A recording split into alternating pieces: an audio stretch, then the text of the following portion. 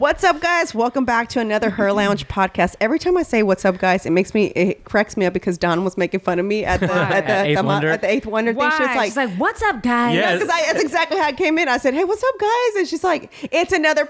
Yeah. I was like, "Okay, Dawn," and I was cracking up. Oh my goodness. But today's quote, I just wanted to go ahead and kick it off, just because we always leave it kind of in the middle, as we've already kicked off our conversation. But I want to talk about this because I think it's just funny. But anyway, the woman who's hustling can never understand the woman who's hating. We don't speak the same language. And although a lot of people kind of post that a lot, I know a lot of the boss people. I hate boss babes. Fuck all of y'all. Aren't you a boss bitch though? But I don't go out there, boss babe this, boss babe that, self-made this, self-made that. No.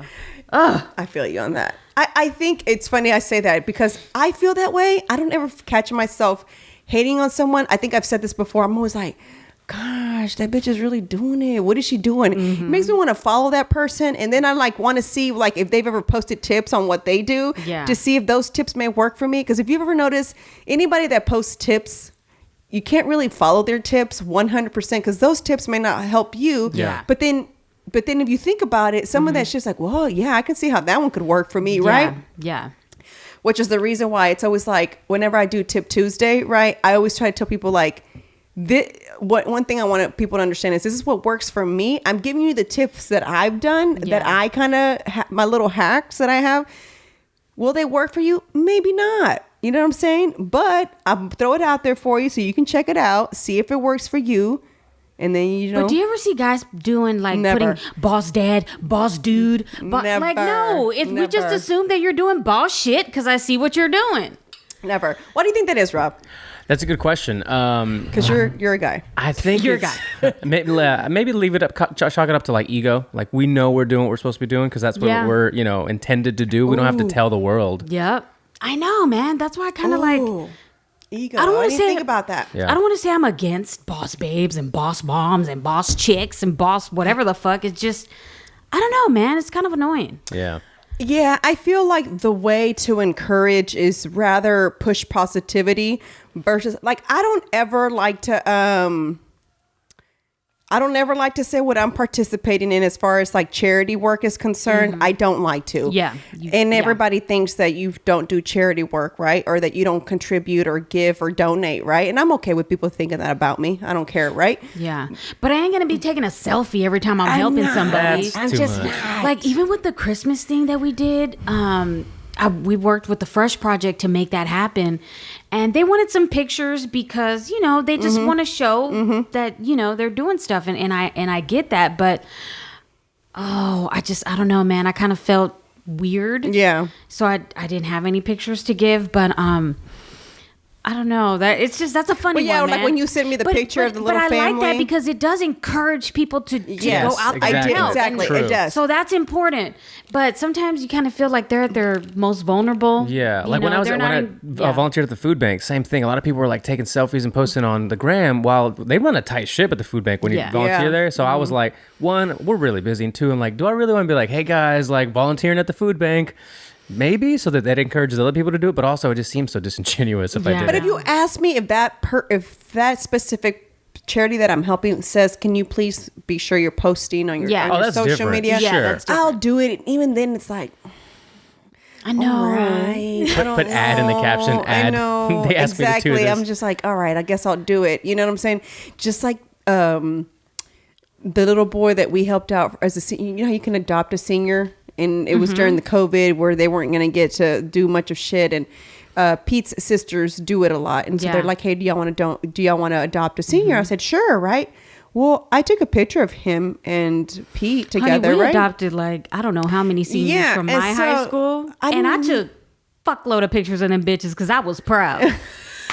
Okay, so I'm sorry, my bad. For that one, I was proud. You pop that cuh. Usually you pop the peas, you're like... I didn't post it, but the little boy's mom posted it and tagged us, and she put it in her story. And I didn't want her to think that I didn't want to post it. Proud. And so I just reposted it, and I just said congratulations, class of whatever. Yeah. I didn't want to say why I was posting it or whatever. But that's just the thing. Sometimes I feel like there's something for someone, right? And this is why I'm going into this. I watched this thing the other day on YouTube, which was kind of silly, right? But I found it. It's called Worn on Instagram. I'm sorry. I said YouTube and Instagram. It's neither one. It's Netflix, guys. Okay, Jesus. Netflix. Okay. On Netflix. It's called Worn. And it's basically about certain people that do certain things, right? So there's a couple who met at a volunteering place, right? She worked there. He was a volunteer. He had lost his wife. She had just gone through a divorce. And then they just became nudists. And they this took a whole interesting turn. Exactly. Because what show is this? It's called Worn. And Pete was just like, what? And I was like, I get it's not really entertaining. I said, let's take that away, right? If you think about it, there is something for everybody. Whatever kind of weird you are, there's something for you. Like fetishes and stuff? Yes, but just all kinds of weird shit. It's just weird shit, just like the QAnon Like yesterday, Rome shit. had me scratching out his dandruff. Who? I mean, Rome. Oh, interesting. said, I probably would have left that off the podcast. and I'm sick, so I enjoy that shit. So there's somebody for everybody. There is somebody for, and it's crazy because it's funny because he does work. Oh my god! With his back scratches that you threw in the fucking fire. I still haven't replaced it. Oh my god! Oh, and my so goodness. they do. One of the things his hobby is doing woodwork, right? And he's doing woodwork fucking naked. Like, Oof, how imagine a dangerous splinter is in that? the wrong place. Or something chops off while you're sitting there working. Oh. And so they live in Florida. There's a community in Florida that is just nudist. And Leave it to Florida. Listen, and they're just sitting there like this. Hey. And his balls are hanging. And you're watching this. And they're showing it on. Yeah, I'm totally watching it. I'm totally watching it. Ooh, see, somebody would think that was fucking weird. Yeah, but your boo puts up with your weirdness too. Because for me, I love people, and I think people were just weird. We're people all fucking fucked up. crazy. We're weird. We're just weird Definitely. human beings. You know what I'm saying? Like, we just do weird things. Yup. Like, think about how weird just social media is. Oh my god! Just think about how In weird retrospect, it is. the weirdest now. Right. Just think about how it's Like Caitlyn it's- Jenner running for governor in California. She's gonna But she's solve all Republican. the issues. She is hardcore conservative. She's coming. She is.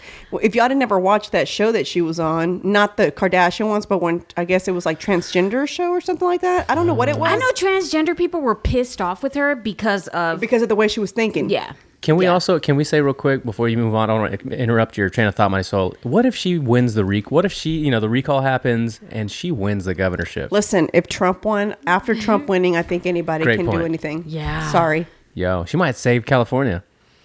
She She might. See? I mean, she might.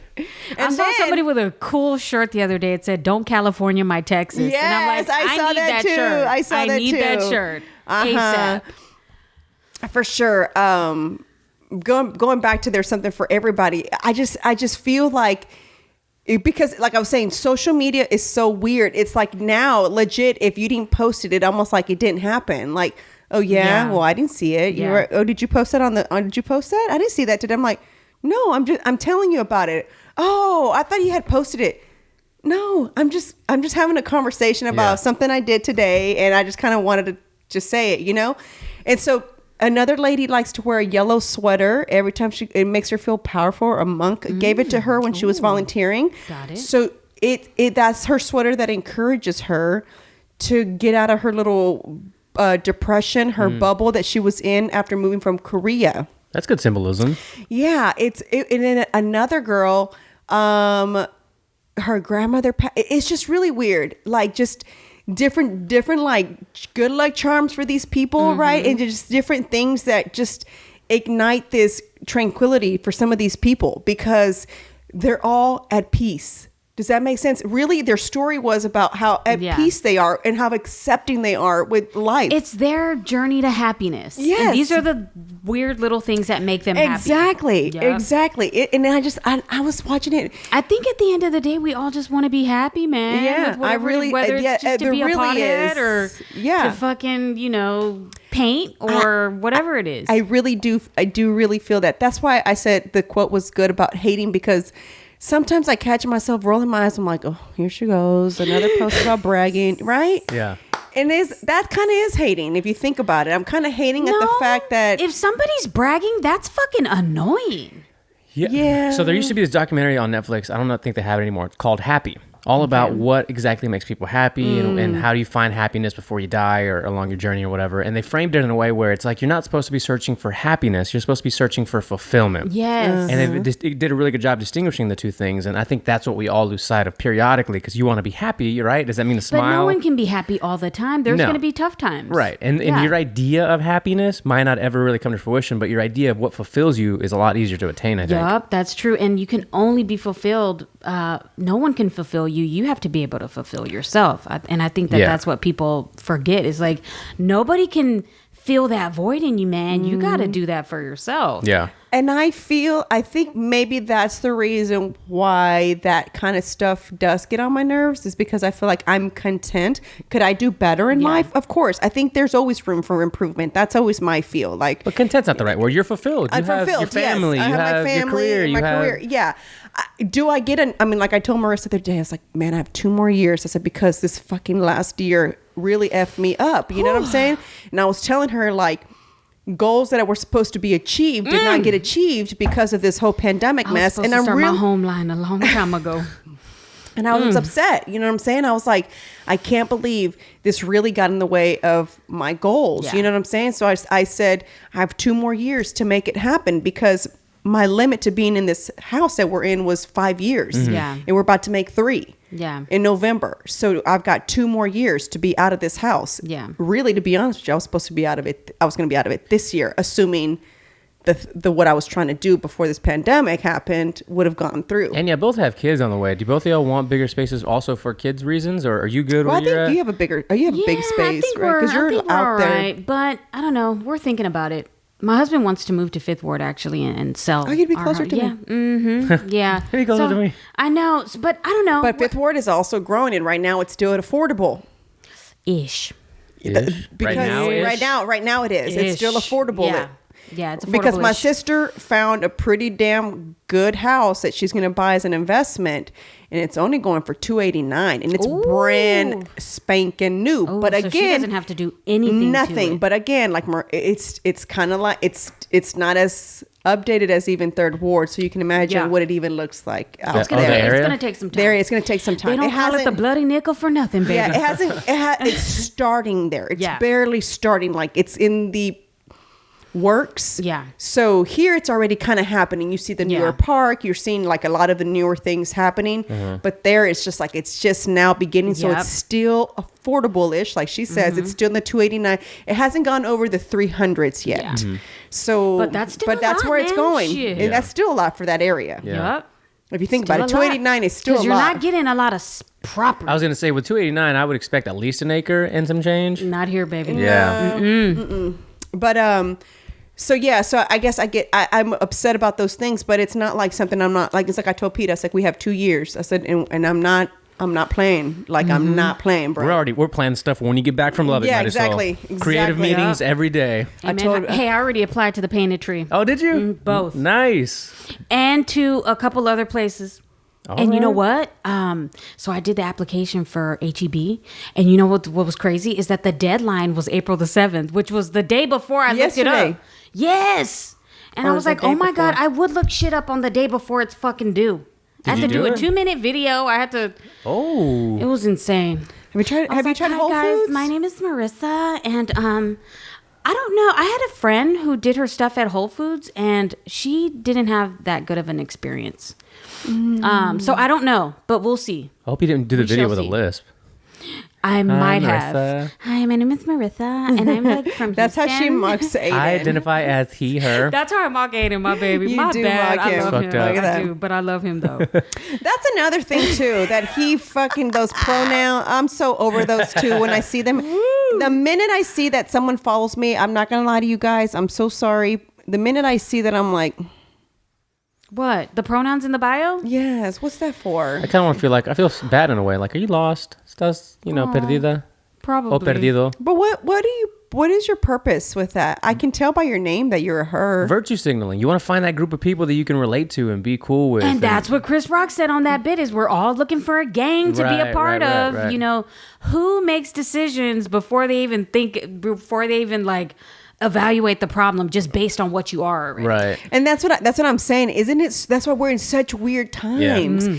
Watching that show Warren, and Pete couldn't watch another episode. I really wanted to go on to the next episode, right? But he couldn't look at balls anymore. He was like, okay, this is you know, it's not. It was sickening. Excuse me. He was like, this is not interesting, which is interesting to me because to me, human behavior is very interesting. Yeah. You know what I'm saying? Yeah. It is. So for me, it's like the way people act, the way certain people would think people do, or the way I'll even look at Penny sometimes. You know what I'm saying? And I'll just watch her.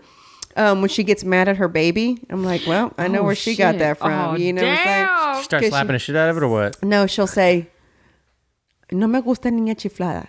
And that's what I say. Oh my And goodness. so, Funny. right? That's so That's funny. who does she hear that from? Yeah. Her I wonder. mom. You know what Yeah. I'm saying? I always, when she's misbehaving, I don't spank her. The first thing that hurts her feelings more than spanking her is when I say, you know, your mami no le gustan niñas chifladas. You know what I'm saying? So she'll stop and she doesn't, you know what I'm saying?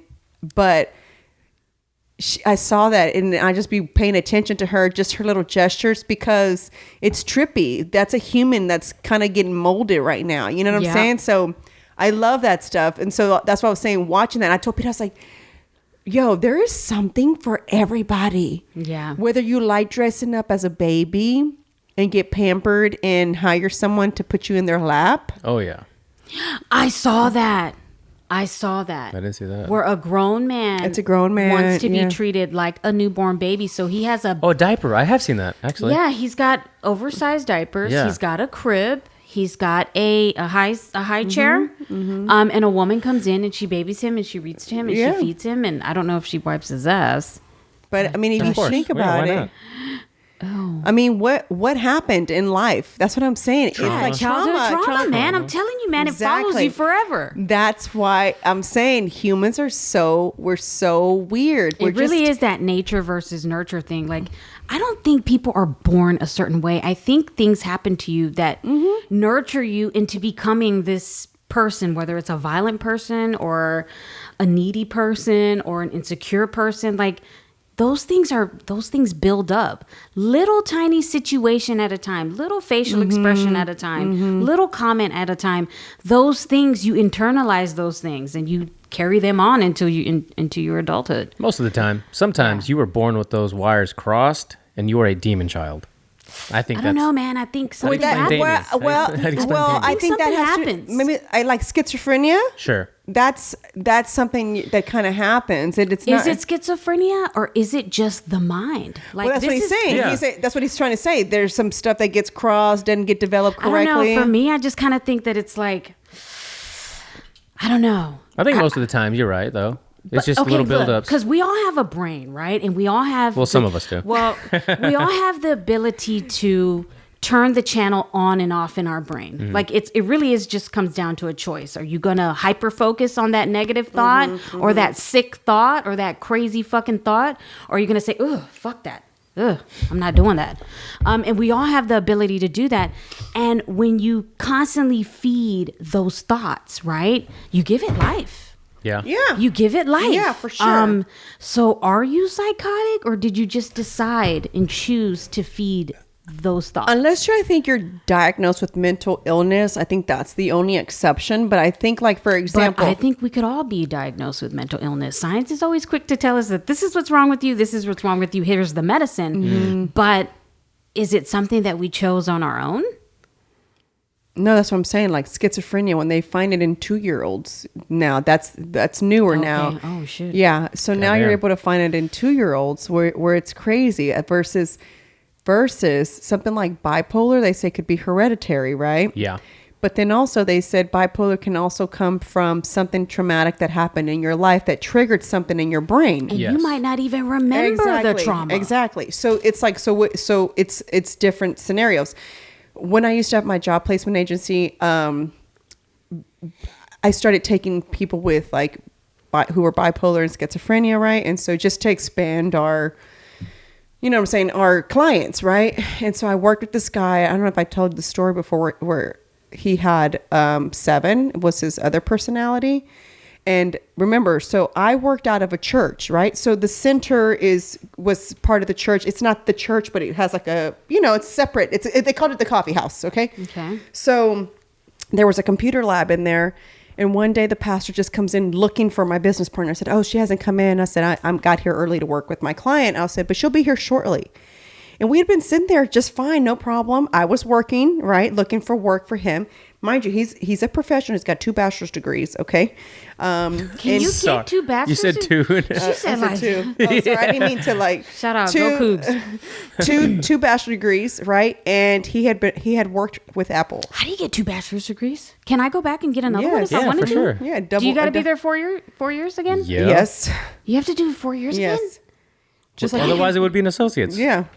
Motherfucker. So it doesn't count that I already got one? No. Bitch. Okay, never mind. So Go. he has 2, and he worked for Apple, right? But something happened while he was at work, which wasn't disclosed to me, which is fine. But what is disclosed is his disability, right? Because you have to be able to work with him. So anyway, we're cool, right? No issues. He's sitting there. And then he just turns around and he says, Miss Marisol? I said, yeah. So I have to go now. I'm like, why? It has nothing to do with you. 7 loves you. He said, but 7 just got very uncomfortable. We just got a really bad energy from the man that just walked in, the pastor. So we've got to go. And I said, okay, well, do you want to text me when you want to meet again? And he's like, yeah, we'll let you know. And I was like, okay, bye. I sat there and I swore I didn't know what to do. I was like, so is schizophrenia something to do with devilish? Because he felt uncomfortable when the pastor came in. Tell me, man, I really do feel like it's a battle of the mind. Yeah, and that's what made I was like, did you ever hear from this person again? Yeah, we did, but he no longer. 7 would ask if the pastor was going to be there. Oh wow. Ooh, It wasn't if he really him. did get that vibe. It wasn't him, right? And it was. I'd always want to be like, you're the one. I don't want to say his name, right? But I'd be like, you're the one talking to me. No, it's 7 talking to you right now. I was like, yeah, okay. So I'd always be like, all right. And so, and also check this out. When you have to so also another way that we continue to get support from First Baptist, right? Because that's who was the sister church to us, to the center, was we had to show that people were actually coming in to the center, getting assistance and blah, blah, blah. So you have to log in.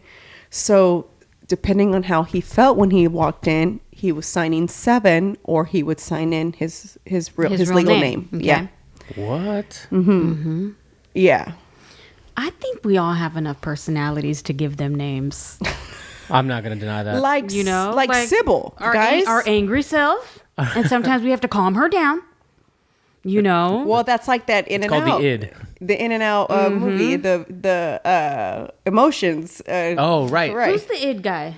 Id, in comparison, id would be Satan. The id, the ego, and the superego. Yeah. But who's the guy? Oh. Who made the superego and the id and the... God, what's his fucking Don't remember. name? Anyway, all right, go ahead. That's that psychology shit. Yeah. Yeah.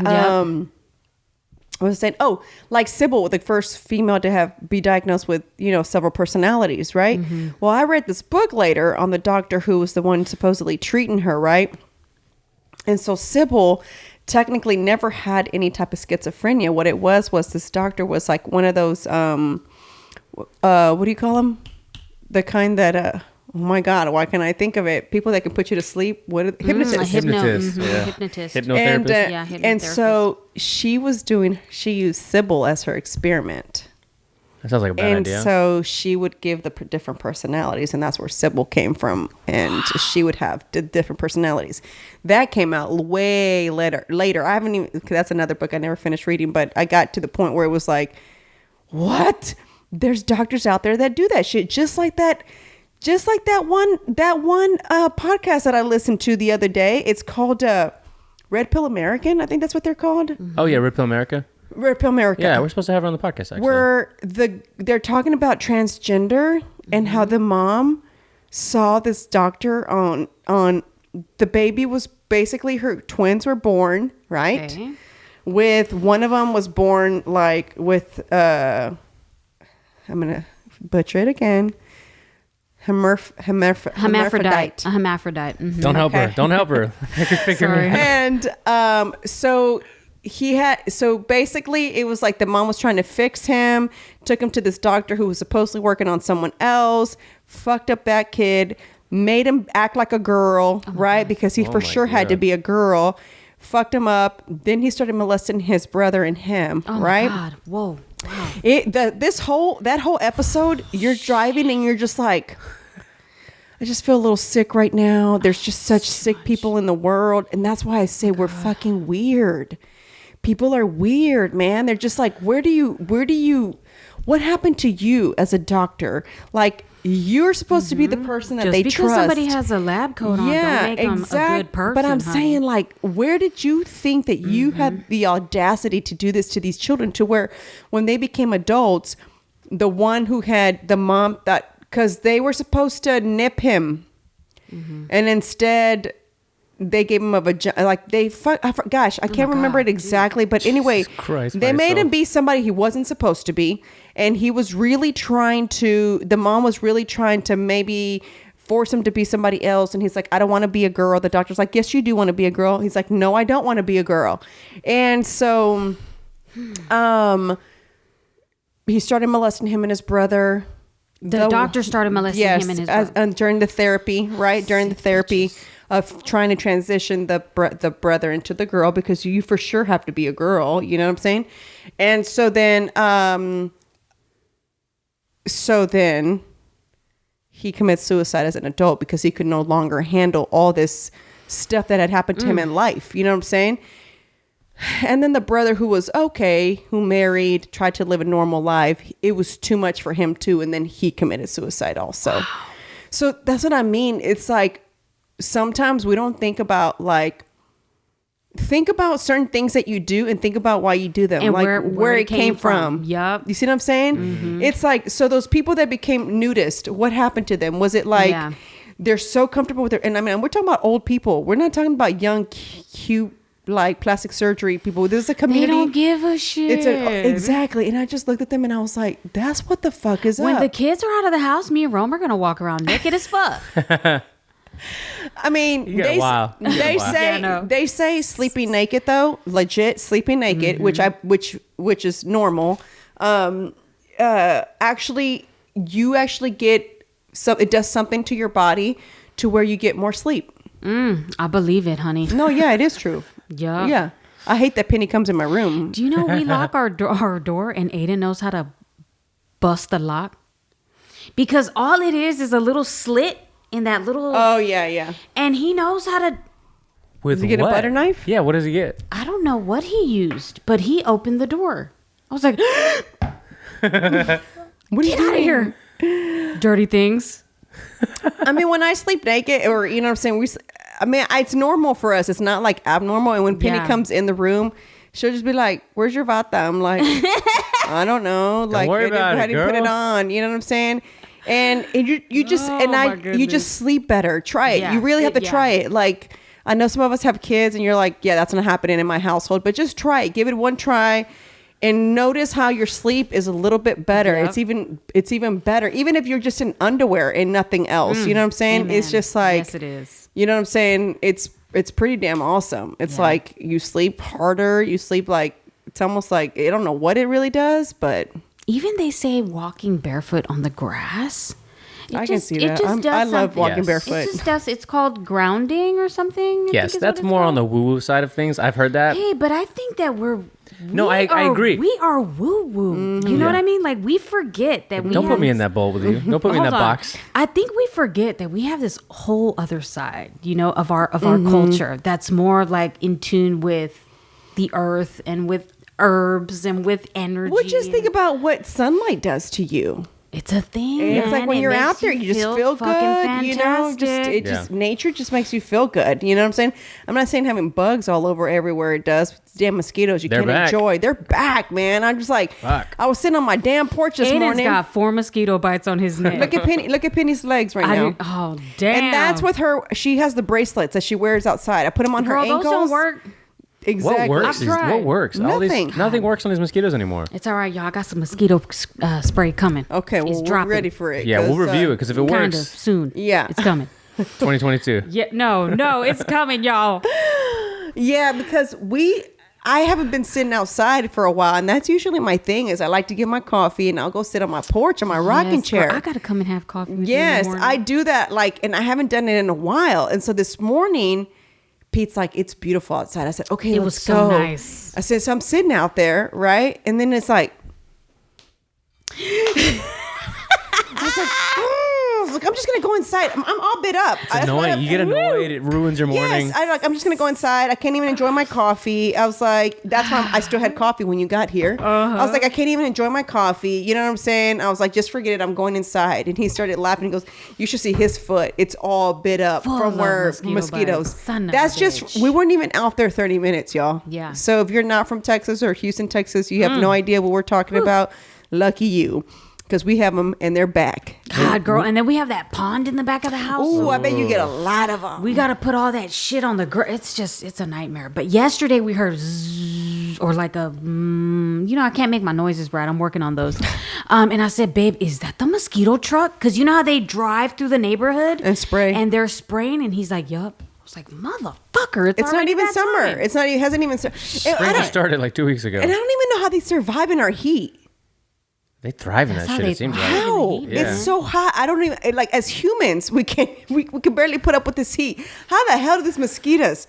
The mosquitoes are so damn big over here, girl. Because when you pop them, it's like a whole fucking man. It's like you got shot. Blood. I'm like, damn. I have them right here. Like right now, my little bite's starting to itch. I got them on the side of my legs, on the back of my calves. I've got 2 on my ankles, and that's just guys from sitting out there. Not even 10 minutes.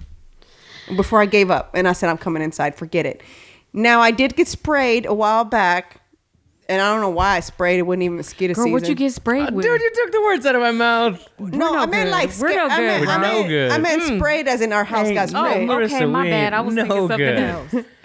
Mini bowls. Oh my God, guys. You see what I deal with? Not made for kids. We're a little bit woo-woo, right? Because that's what we're talking there's about. all these other things that we're really not in tune with anymore. I think we've kind of lost that, or we never even learned about it. But think about all the shit that the Native Americans and the Aztecs and all of the things that they did, like the ayahuasca and the DMT, and how all of these things, right, they're illegal. But why are they illegal? I think because when you do those things, and it wasn't in the Bible that God did ayahuasca or some shit? I swear that Jesus was popping acid. Something they said.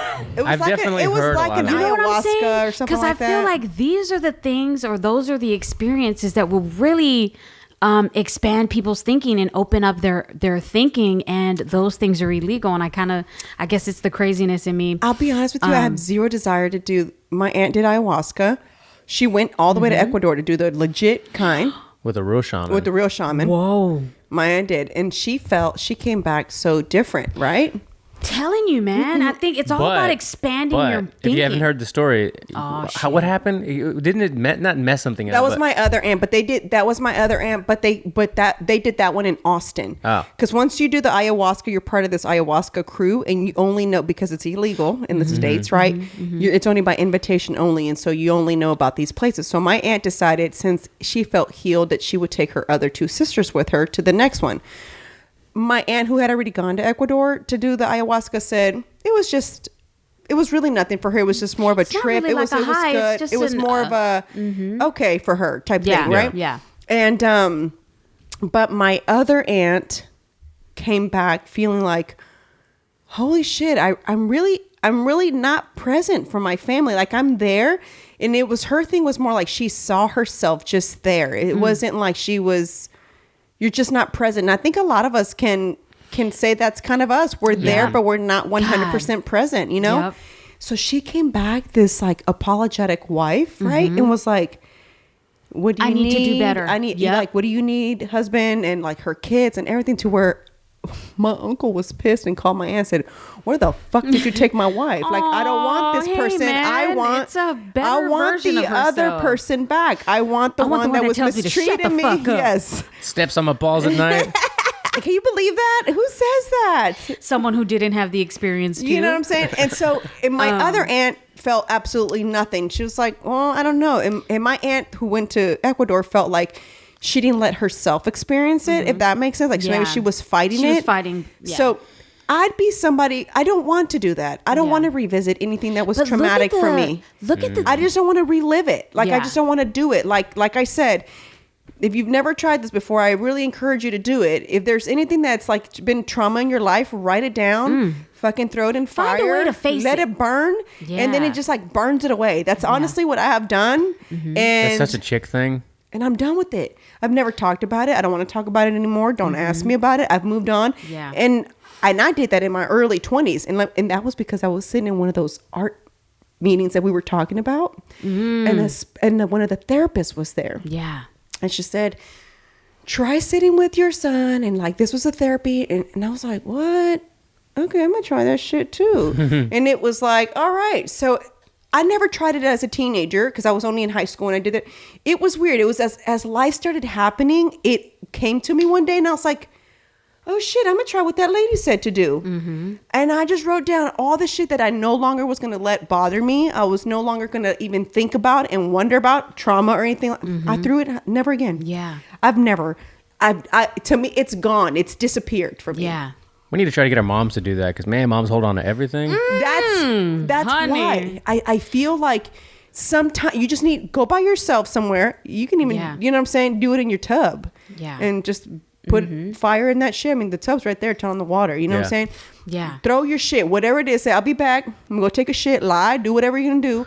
And just sit there and just write some shit down, throw it and let it go. You know what I'm saying? Because the more you sit on whatever it is that's keeping you from being better or successful, yeah, that's you're just never going to move on. Yeah. You're just going to sit there. So I don't really like to revisit or be there again. I don't have a problem revisiting because it doesn't control me anymore. But I do like to say, yeah, bitch, that was you. But yeah, hey, but think about all the things that DMT, they've tried it on veterans, you know, people who've had these traumatic experiences. And depression, it heals a lot of stuff. Yeah. Hell yeah. And that's what I'm saying. It's like, these things are illegal while, you know, all of these other drugs, right? These crazy drugs like methadone and all of that crazy shit is legal and it's killing people. And so why is it that the things that will elevate your thinking, right? Or heal you from whatever your circumstances are, whatever trauma that you had. Why is it that those things are illegal? Because the CIA knows what it does. I know. The CIA knows it's going to open your mind. And that's the way I kind of think about it, right? It's like, I really do feel like we are within these confines and they don't want you to do anything that will elevate you beyond the confines. You know what I mean? And I know that sounds kind of crazy, but I think that if we all were able to have those experiences, what kind of people that's would we why be? like I don't like it's hard for me to understand depression, if that makes sense. It's hard for me to understand like and the reason why is because I feel like I know that for some it's something you can't control because some of us are stronger than others. I don't want to say I think you can, but I know what you mean because I do feel that, and that's what I mean by sometimes medication is not the thing for your depression. Sometimes it's a matter of just kind of facing whatever because I think we all know what really makes. You gotta face it, man. Whatever it is that was kind of shitty in your life. I think we all know what it is. I don't think I don't think you're having to guess what it was that depressed you or caused the depression, right? So whatever it is, stop these doctors. I feel like instead of just saying, okay, well, I'm just going to prescribe this to you, and whenever you're kind of feeling this way, go ahead and take it, right? Yeah. Instead, why don't we kind of figure out like what it really is? Can we face it, right? And let's take some time to face it because it's not going to be solved today. It's not going to be solved tomorrow. But there's no money in the cure, boo-boo. They want to they just want to treat and give you medicine. And That's the fucked up part. And I think that's why sometimes it has to take like you as a person to just realize like I'm unhappy because, and write that bitch down and then fucking burn that bitch and don't let it take your life anymore. Like you can't live the rest of your life unhappy because then you're really never going to be happy. You're never going to do anything that makes you happy because you're so miserable. But whatever else that was making you unhappy for however many years, you've let it tag along. You've let that motherfucker, that monkey just be on your back for that long. Get off me, bitch. Exactly. It's like, monkey, come on. Like, off, you know? I don't do depressed. I don't like to be sad. You know what I'm saying? And you know what I'm saying? The minute I start to feel like that low emotion is coming up, I'd be having to sit down and be like, you have to check your emotions. Let's talk about this. Ain't nothing to be sad about. You woke up this morning, one. You're not breathing. Sick. Yep. 2, you have a roof over your head. You're able to buy, groceries. Your child is healthy. Your baby in your stomach is healthy. What is your real issue here? Yeah. Totally. Yeah. But aside from what makes you sad or depressed or whatever, what about situations where it's maybe like outside of that, like a family member dispute or things like that might make you sad? They won't make you depressed, but like kind of working through those things. I've always said this. I don't mind listening to some country music with some whiskey and actually like trying to work through the emotions of why is this so bad with my dad, or why is this thing so bad with my uncle, or why like these people feuding over there, because it'll make you sad because of their childhood trauma, boo boo. Oh, for sure. But because you're in that pool with these people, this genetic pool, this family pool, you can't escape it because you continue to revisit it as we all gather periodically. So it's like, okay, let's be sad and kind of work through this as best as you can, and then whatever they do obviously is on them, but at least you can deal with it better. Yeah. You know, and you know what? You want them to come with you on this healing journey. You just can't do it. And some people are just not willing. And I think what people don't understand is that they are in control of their healing. And what I mean, that's exactly the word I was looking for. You're in control of your healing. The first thing you have to do is face it. Yeah. You gotta face it. It's nothing to be ashamed about. It's nothing to be sad about. But a lot of people don't even want to go there. It hurts too much. Yeah, they don't want to face that. And I get it. I know that there's a lot of things that happen to people that it really breaks you. It hurts you. But when you get to the other side, it fucking feels great. Yeah, if you make it. It feels good. It's not that bad, man. I think we can all get through our traumas and our bullshit. What were you going to say, Sol? Bring up what again? That's the thing with depression, right? You know how sometimes you'll see the commercials for the pill list that they're giving you right now, and then all the side effects. I'm just like, what? Why would you give that to a person? This may also cause depression, and you may want to commit suicide. And I'm like, what? So how does it help? 1, and then 2, you know how it says depression hurts, right? And you'll see the person like really sad. Those commercials really irritate me because let me tell you why. If you're a depressed person, right? That's like clinically, exactly. And you're showing somebody and then listen, and then they take the pill and it's like the sun shines, and then everyone's like dancing around them. And I'm like, hey, but the placebo effect, right? You give someone some placebo, just a sugar pill, and tell them that it's going to make them feel better. They've done research on it. You give them that pill, they think that it's going to make them feel better, and 30 minutes later, they're already starting to feel better. You know what I would do? And they had no idea it was just a sugar pill. I was just going to say that. You know what I would have done? I would have just given them like a little Smartie. That's what it is. Put them in a container and be like, "This is your prescription." And whenever you're feeling bad. They've done that research, boo. And because of that reason, where I'm saying I feel like a lot of it we can control, right? I feel like a lot of these emotions you're able to control. Do you have a solution for it sometimes? Probably not, right? Because you're like, how can I solve this? You know what I'm saying? And then like what Rob said, right? Like sometimes if it's a family issue where you have a family, you don't want to have this type of relationship with this person. Going back to my mom, funny thing. My mom's mom is quite a character, right? To where my mom probably could have been just as fucked up as her mom was to us, right? Yeah. So could have her siblings. So could have, you know what I'm saying? All of them, right? But none of them except a few of them kind of took that route, right? My mom was more of throwing it in my face of how lucky I wasn't that that I didn't have a mom like hers. Does that make sense? That was kind of her thing. Do you know that my mom went through breast cancer and not once did her mother ever call, ever knew if her child had. She had no idea her own daughter had breast cancer. Did your mom tell her? How? She hasn't even talked to her. Oh, so they haven't talked at all. Oh, wow. Yup. Hey, man, sometimes those relationships are strained, believe it or not. And my mom feels like she's okay with it. Like, my mom's okay with not ever talking to her mom. And that's one I feel your mama on that, girl. I really do. And my mom says that you have to do that sometimes. She says sometimes it's family members who you just no longer can talk to, regardless if it's a mom, a dad, an uncle, a grandmother. It's so toxic that you can't even allow that in your own environment. And that's the thing, man. And I know that when people hear like that you're not talking to your parent, they're automatically thinking that you're trying to be petty. But I mean, in my family, it goes really deep. Yeah. There are nothing but child molesters in my family. And for my mom, she was one of those people who, like, she knows what's happening, but she won't say. And it's all about Jesus, and you just got to forgive, and you just have to move on. But when it affected my child, that's when I said, I'm done. Yeah. I'm done with y'all. I'm done with all of this. I'm done with your secrets. And it's crazy because sometimes I'll look on her Facebook page and see what's going on, and they're all taking pictures and they're all like a happy family. And I'm just like, does no one know y'all's disgusting fucking secrets? Does nobody know? Or y'all all pretending? Of course. They're all pretend, and I'm thinking to myself, what does my mom's family think? Do they think that I just went missing for 6 years just because? Like, do they think that I'm just? And it's crazy because she's always sharing Juice Caboose things, and she'll send me messages, and I have no interest. Because if you're not willing to face the truth, I cannot deal with you ever. And again, me trusting, my own sibling, because I'm just thinking, even though it was fucked up for all of us, I would never do that to a child. Of course. But one of us was about to be a fucking predator.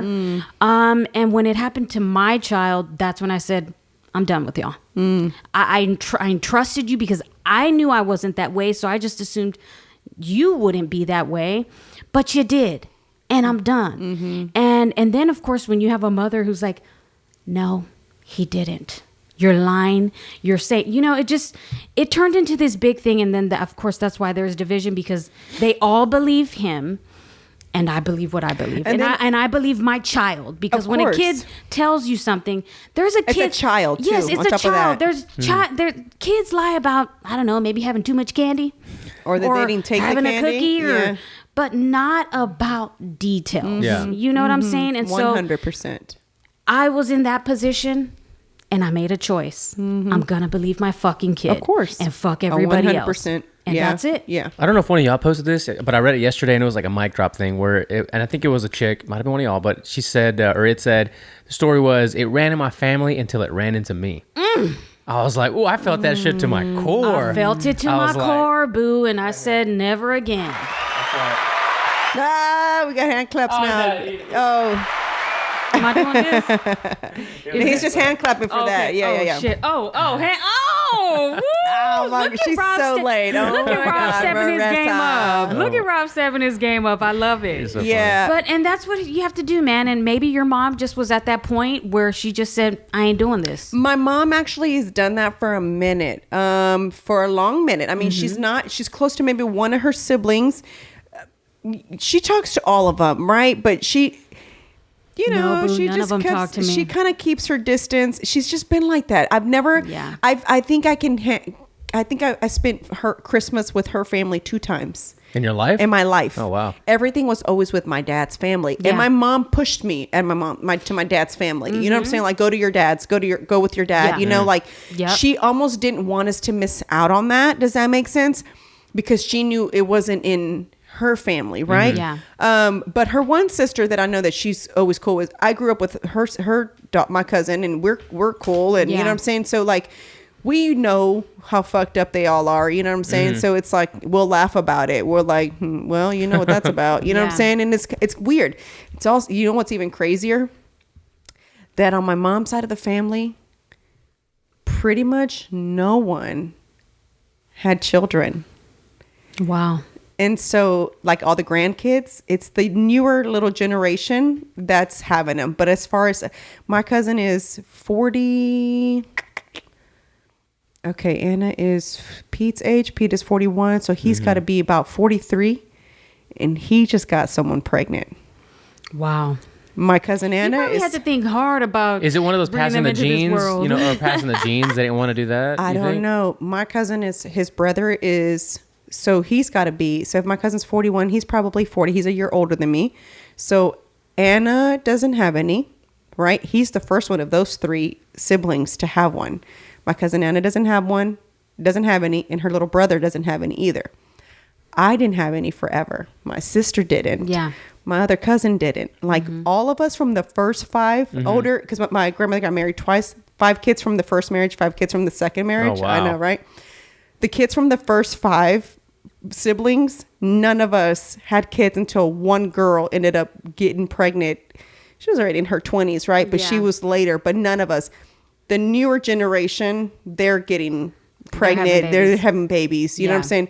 But it was weird. So I was thinking, like, was it something that that group of siblings like did something to us as kids to where it was like, because my mom, I watched Penny play with her baby dolls, and she loves pretending to be mom. Yeah. I never did that. That's just a natural thing. My mom said, no, and you know what I think that has to do with? Me having to take care of my sister. Yeah. And I feel like that took the desire to ever want to have children. Me too. Yep, I was the babysitter. I was like, don't nobody, because trust me, when I wanted to go outside and play, my mom would be like, no, you can't go until, until I get home from work or whatever. And I used to be like, oh, that's why I'm never having kids. You know what I'm saying? Like, that was my thing. I'm never going to have kids, I'm like, I don't want to take care of them. Girl, I hated children for a long time. I was just like, they're such burdens. Like, who has these little creatures and for what? Why would you fuck up your life like that? Yeah. Like, for the longest, I felt like that. Me too. Whenever I didn't even know how to tell my mom I was pregnant. Yeah. That's how like afraid I was to tell her, y'all, 36 years old, bitch, don't nobody care if you have 8 kids. Yeah. You know what I'm saying? At that age, who the fuck cares? You know what I'm saying? You know what I'm saying? I still didn't know how to tell her. So I told her as a joke. I said, Mom, guess what? So I told her like we were gossiping. She goes, ¿qué? She was doing my hair. I said, ¿Quién cree que está embarazada? She goes, who? I said, yo. She went like this. She hit my head. She goes, no, for real. And I said, no, for real. It's me. I didn't even know how to tell her. How did you react? She just said, en serio? No, she goes, what? Congratulations. Like, she didn't even know what to. It was like she couldn't believe it. She didn't know whether to say congratulations or sorry. Because she was like, my goodness, I love it. What happened? Like, she's like, you went from never wanting children. And legit, it was weird. The weirdest thing. I was going to turn 37. And I just remember thinking like, holy smokes. You're going to die and never experience what it was like to be a mother. Not even one time. Like, are you sure you want to die like that? It was a lot of contemplating in my head for me. Yeah, back and forth. It was like, well, I mean, who cares? You have a stepdaughter. You're experiencing that, right? And then I was like, well, but she's not really yours. You didn't birth her. You didn't experience growing this human in your body, right? And then I'd be like, well, who cares? Who wants to grow a human in their body? Like, I don't want to fuck up my body. I just did fucking 5 competitions back to back. Who wants to F that up? You know what I'm saying? So it was like, hell no. It was a lot of like the good angel and the bad angel back and forth here, like fighting. Then finally I just said, I'm going to do it. And I just told, even Pete was surprised when I said, I think I want to have a baby. He's like, really?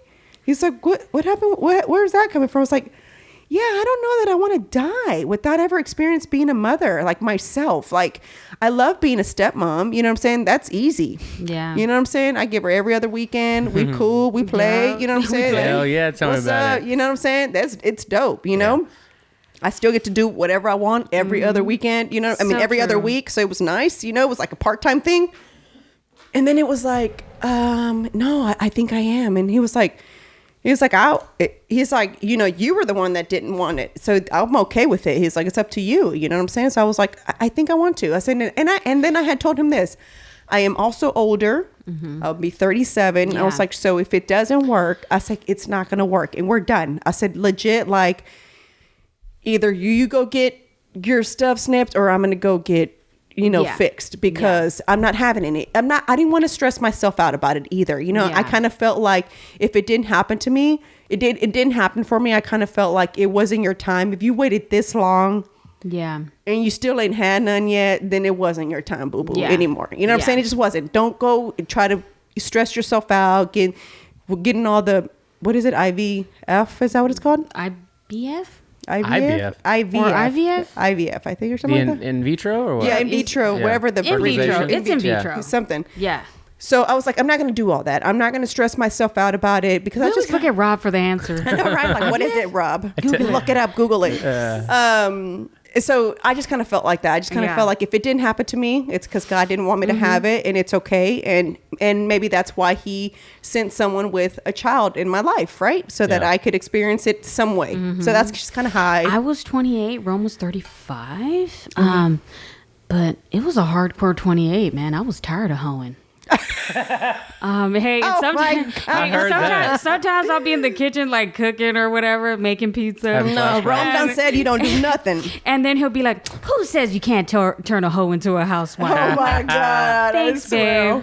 You're the best. So funny. Yeah, it's weird, right? How just things just start to happen in life as you maturing, and also it's like I always tell Peter, I was like, I wish I would have met you sooner because I would have liked to have.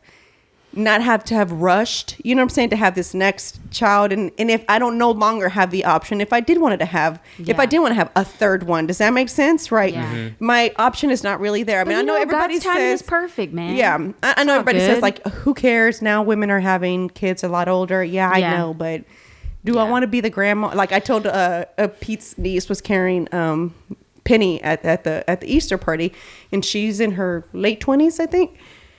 So I said, oh, God, Alexa, she looks like she could be your daughter. I said, so I'm going to call you for all the school events because I don't want them to think I'm her grandma. I was like, so be prepared for that. I was like, because then I'd be like, is that your grandma or your mom? But it's a lot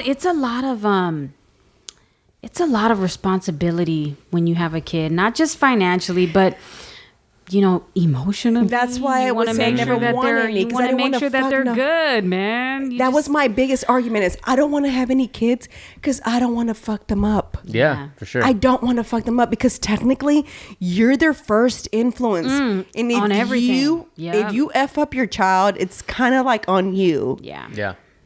Starts at home. It starts at home. Like if you really think about it, any little bad habits, that's the reason why I kind of feel bad for Penny though, because I feel bad for Isaiah. I love you. He's gonna be listening to this 15 years from now. I'm still growing as a person, Jesus. Because I don't have patience still. Like, you know what I'm saying? Like when she wakes up and she, like out of the car and she's crying because, she got woken up. What are you crying about? Yes, exactly how I am. So for Easter, we woke her up and she was crying. I said, do you know why you're crying?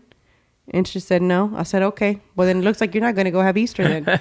And I said, stop crying now. And then I'm just looking at her.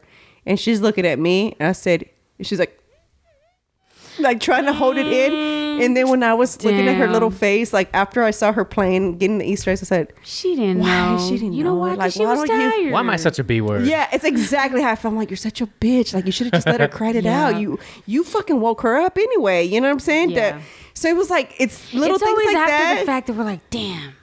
Hindsight, man. Oops. I don't spank her. Although, trust me, there are times I just be like, that's why I always tell her, I'll be like, ya te dije que a mami no le gustan las niñas chifladas. And then she'll just look at me and she's like, okay. And that's why she was saying that to her baby girl. And so like I avoid the spanking. Like I don't want to ever have to spank her. I want us to be able to communicate with words. You know what I'm saying? Like I'm not saying spanking ain't never going to be necessary because we all know it is necessary. I've had to do it a couple times. Yeah. But if I can fix the issue with just verbally, like, and so like when she's doing something she's not supposed to, I'll ask her why she did it. And then she looks at me and then I'll be like, do you know why you did it? And she still looks at me. And then I think to myself, well, bitch, she's 2. But when she gets to 4 and 5, you're like, no, you're going to know. Yes, exactly. So right now, I can honestly say I probably cut her a lot more slack because I feel like regardless of me speaking to her, words are still kind of just words to her. They don't really have a meaning to Very it. nuanced. Yeah, exactly. Yep. So I try to show her why it's not okay and why it is okay or what can happen, or I have to more act out type of thing to help her understand things. But I saw her I don't know what she did the other day, and I just she's so loving. And I told Pete, I said, the fact that she's very loving, I said it's because we show a loving environment to her. I said, so I never want that to stop. Are we on the same page? Yep. Like I told him, I said, are we on the same page here? Because I don't want her to be bitter towards any guy just because, well, my dad didn't, you know what I'm saying? Yep. Like that whole, you know how that trauma that is when these children grow up. It's like, my dad was a fuck up dad. And you know what I'm saying? Like my dad wasn't. So I think that's why my expectations for men were so high. And that's probably also why I didn't have like serious boyfriends, because they were all jokes to me, right? Because I was like, it was just for fun. Yeah. Exactly. I'm like, to you, I really do consider my husband my serious relationship, because everything before that was just jokes. Like I had right? one boo, I did, but I don't know. When I think back, it's not like it was really serious. Now, when I think about all the shit that we share together, like I don't know, mortgages and kids. Yeah. Yeah, man, it was all just for fun. Yeah. And I never took myself too serious when I was coming up anyway. Me either. I knew I was young.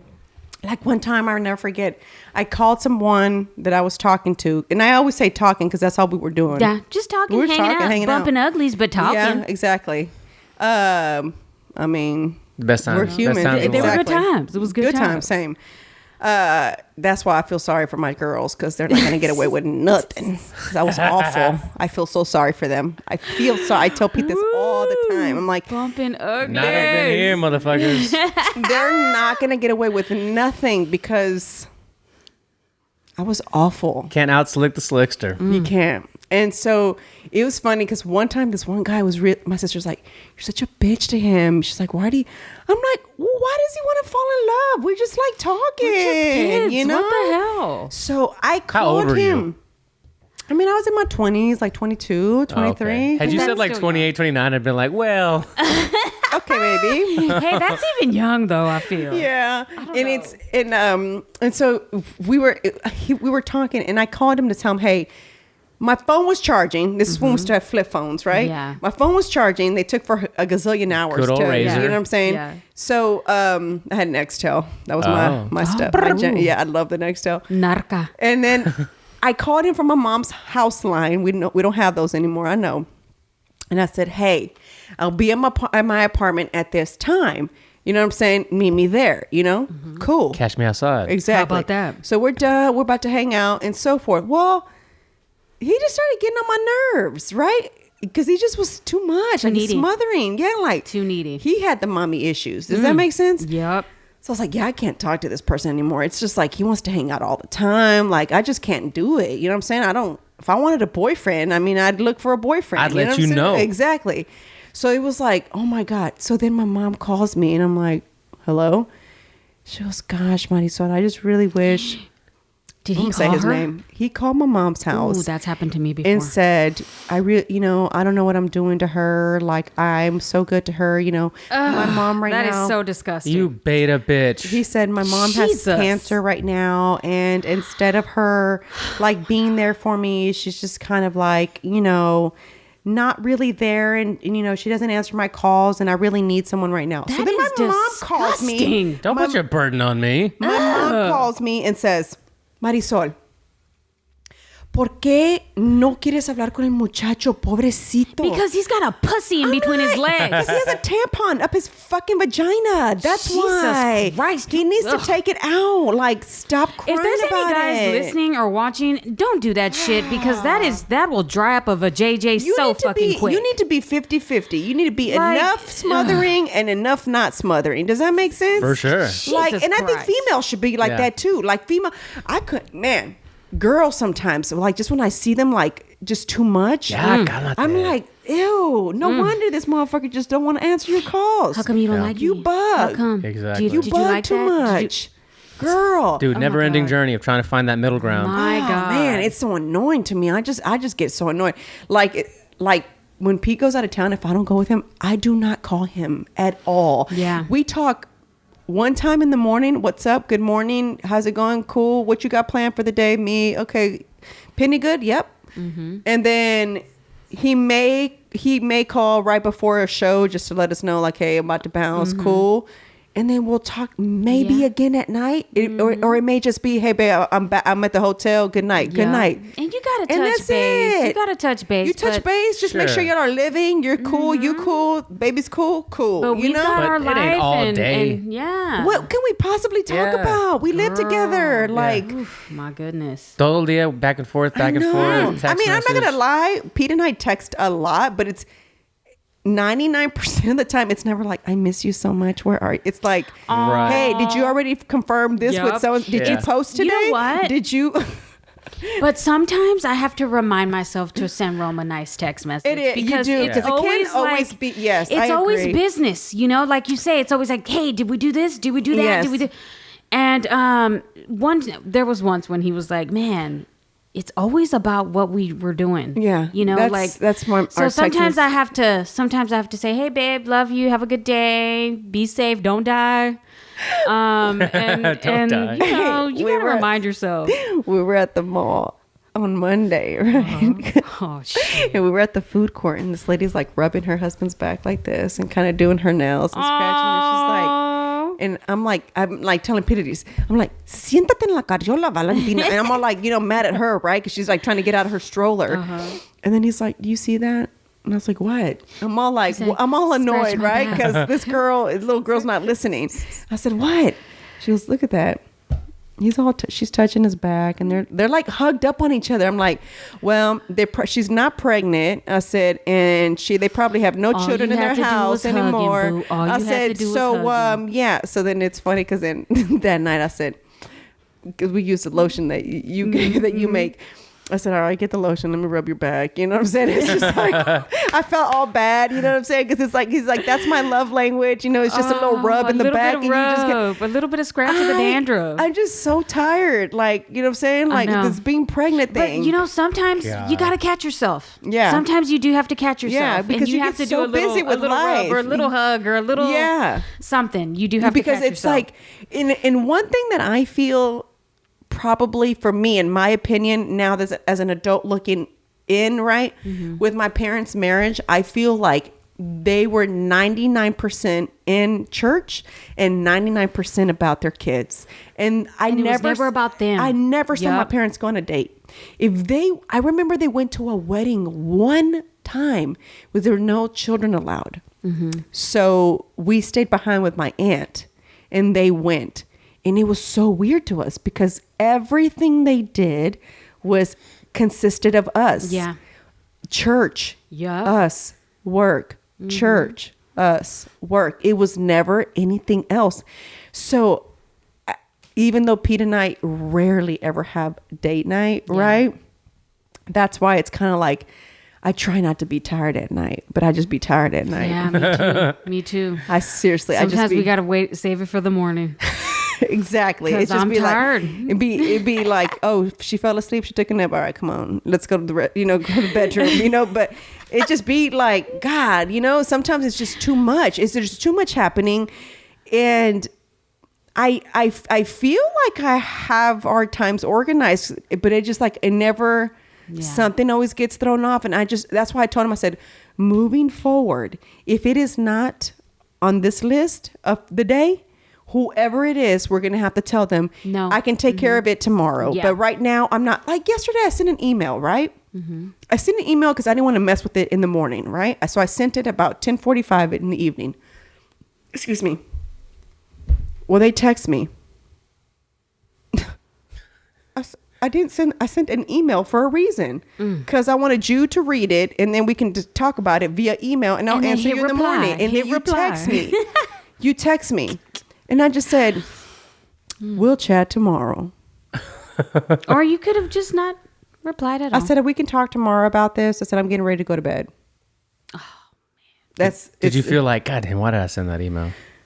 Yeah, but I didn't want to take care of it in the morning because I knew that I was going to have to make lunch. I knew that I was going to have to try to wash clothes, start getting packed for this trip that we're going on. When are y'all leaving? We were going to leave today, but because we thought we had corona, we didn't think we had corona. We had to go get tested for corona because Pete's niece came back positive. We were going to have to wait because we didn't know we were going to be able to take the trip. So technically, we were supposed to leave today, this evening, after podcasting. but we're going to leave tomorrow at 12. It's only a 3-hour drive. So Yeah, we figured it's fine. Clean. That's right. So I said, that's fine. I said, let's leave tomorrow anyway. So that was one of those things where I was just like, I know. you think because you ain't got children, I just put her to bed. I done took a shower. I'm laying here. I'm chilling. I'm watching this QAnon. I'm watching this dude with his nuts in the air. Yeah, his fucking nuts spread hanging. eagle. And you know what I'm saying? You messing up my thing. So, you know, it's kind of like one of those things. I was just like, I'm not doing it. And Pete's like, who are you texting? I'm like, this guy decided to text right now. I'm like, who does that? Like, people do it. Oh, hey, I want to go back since I said the Cash Me Outside and you finished it saying, how about that? Did you hear about her and on OnlyFans? No. That's Bad Baby, right? Yeah. Yeah. $1 million in 6 hours. She's 18 now. She's on OnlyFans. And what is she showing? doing? Her breastises? Well, I don't know what she's doing. I didn't sign up. Why are you looking at me like I'm a pervert? You got all the answers right. I mean, I may or may not eventually sign But you know up how and find sometimes out. they leak stuff out that they're posting? So No, I haven't what seen. kinda- It's just been kind of like scandalous stuff. Oh my God. $1 million in 6 hours, breaking all OnlyFans records. Son of a bitch. So she's 18 now. That bitch been looking 18 for fucking 6 You ain't years. lying. She been looking that 18 child forever. right there. You ain't lying. She's been looking 18 for the last like 6 years. Somebody needs to I didn't know beat she her was ass. not 18. I know She it. needed a good ass whooping. She for needs real. a good ass whooping. See, she But should you have met know, me when I was 15. Dr. Phil made her famous, so Yeah, he did. Yeah, he did. No, She we would- did because we watched that dumb bitch. and You're she right. made herself famous. Catch my outside. How about that? Dude. And on top of it, she's been dropping singles and music videos. Oh, okay. I don't even get her rap I don't know. sometimes. It's not even like good rap anymore. It's like stupid shit.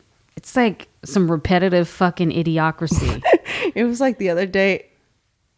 I used this song for one of the workout videos I did. I said, What song? I don't even know it. That's the problem. I told Pete, I said, I don't even know what he says, but I like the song. That's how they get you. They get you on them beats, See and if now I you're can like, find it. And I was like, can you tell me what he says, please? And he's like, Oh my are goodness. you kidding? I said, no, I don't know what he says. I said, but I think it's hilarious. I was like, because I love the song, but I don't know what he's saying. Oh my God, girl, there's times when I like really thought I knew what the song said. This one. What is he saying? Like Something a- about cops pulling up. He said the cops were pulling up. I don't even know what he said. But the beat But the gets beat you. is dope. I You'll be love driving, it. the sun shining through your sunroof and shit. Exactly. You're I'm like, oh yeah. shit. Like yesterday I was getting my nails done and so my it's funny because I don't never get to watch music videos, right? I don't never get to sit there and enjoy music Yeah. videos, right? Without Penny saying, Ryan, because she wants to watch Ryan, right? And so I watch all these music videos when I get my nails done. Yeah. And so then he was playing like nothing but like Beyonce and like Black Eyed Peas and stuff.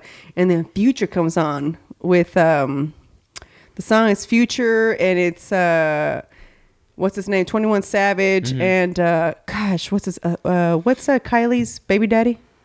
Travis Kylie? Scott. Travis Oh, Scott. Travis Scott, They're all yeah. three of them on the song. The song's Look at jamming. Marissa. She knows pop Song's culture. jamming. And I was just like, My son loves Travis Scott. he's jamming. And then I said, see, now this is my kind of shit right here. He goes, oh, you're kind of ratchet then, well, huh? you're from the, you got those trappy tendencies. I started Trappy laughing. tendencies. I started laughing. I was like, see, now that's my kind of shit. I was like, this right here now could The be like, trappier the better, girl. I'm The trappier the better.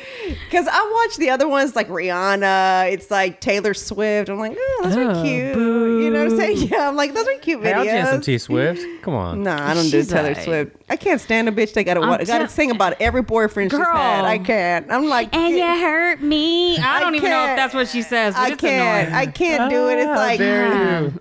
I'm like, girl. Hey, but then you have Ariana's like, fuck me today all night. What is her song? Where she's like, fuck me all night. I'm like, She looks okay. too much like a little kid. I can't with her in that fucking ponytail. And big old It's chunk- I like, haven't- bitch, do you have another hairstyle? Hey, asked Mickey that. Marissa wears that all the time. How dare you? Not a chongo? The long chongo? No, I don't like do the she long will wear chongo. with a I've gown. never done the long chongo. I You've did it for done a a photo chongo. shoot. Dude, Maybe she'll you wear did. the chongo with a ball gown. It's Yeah. like, boo, you gotta change it I don't, sometimes. even my half ponytail, I do yeah. wear. I told you I how- do the half you'll do- ponytail a lot. Both of us can't say what the fuck we're saying. I don't know what the fuck's going on. I'm lost. Marisol will look like her from time to time. I've told you that before. She looks like her, but she looks like that all the time.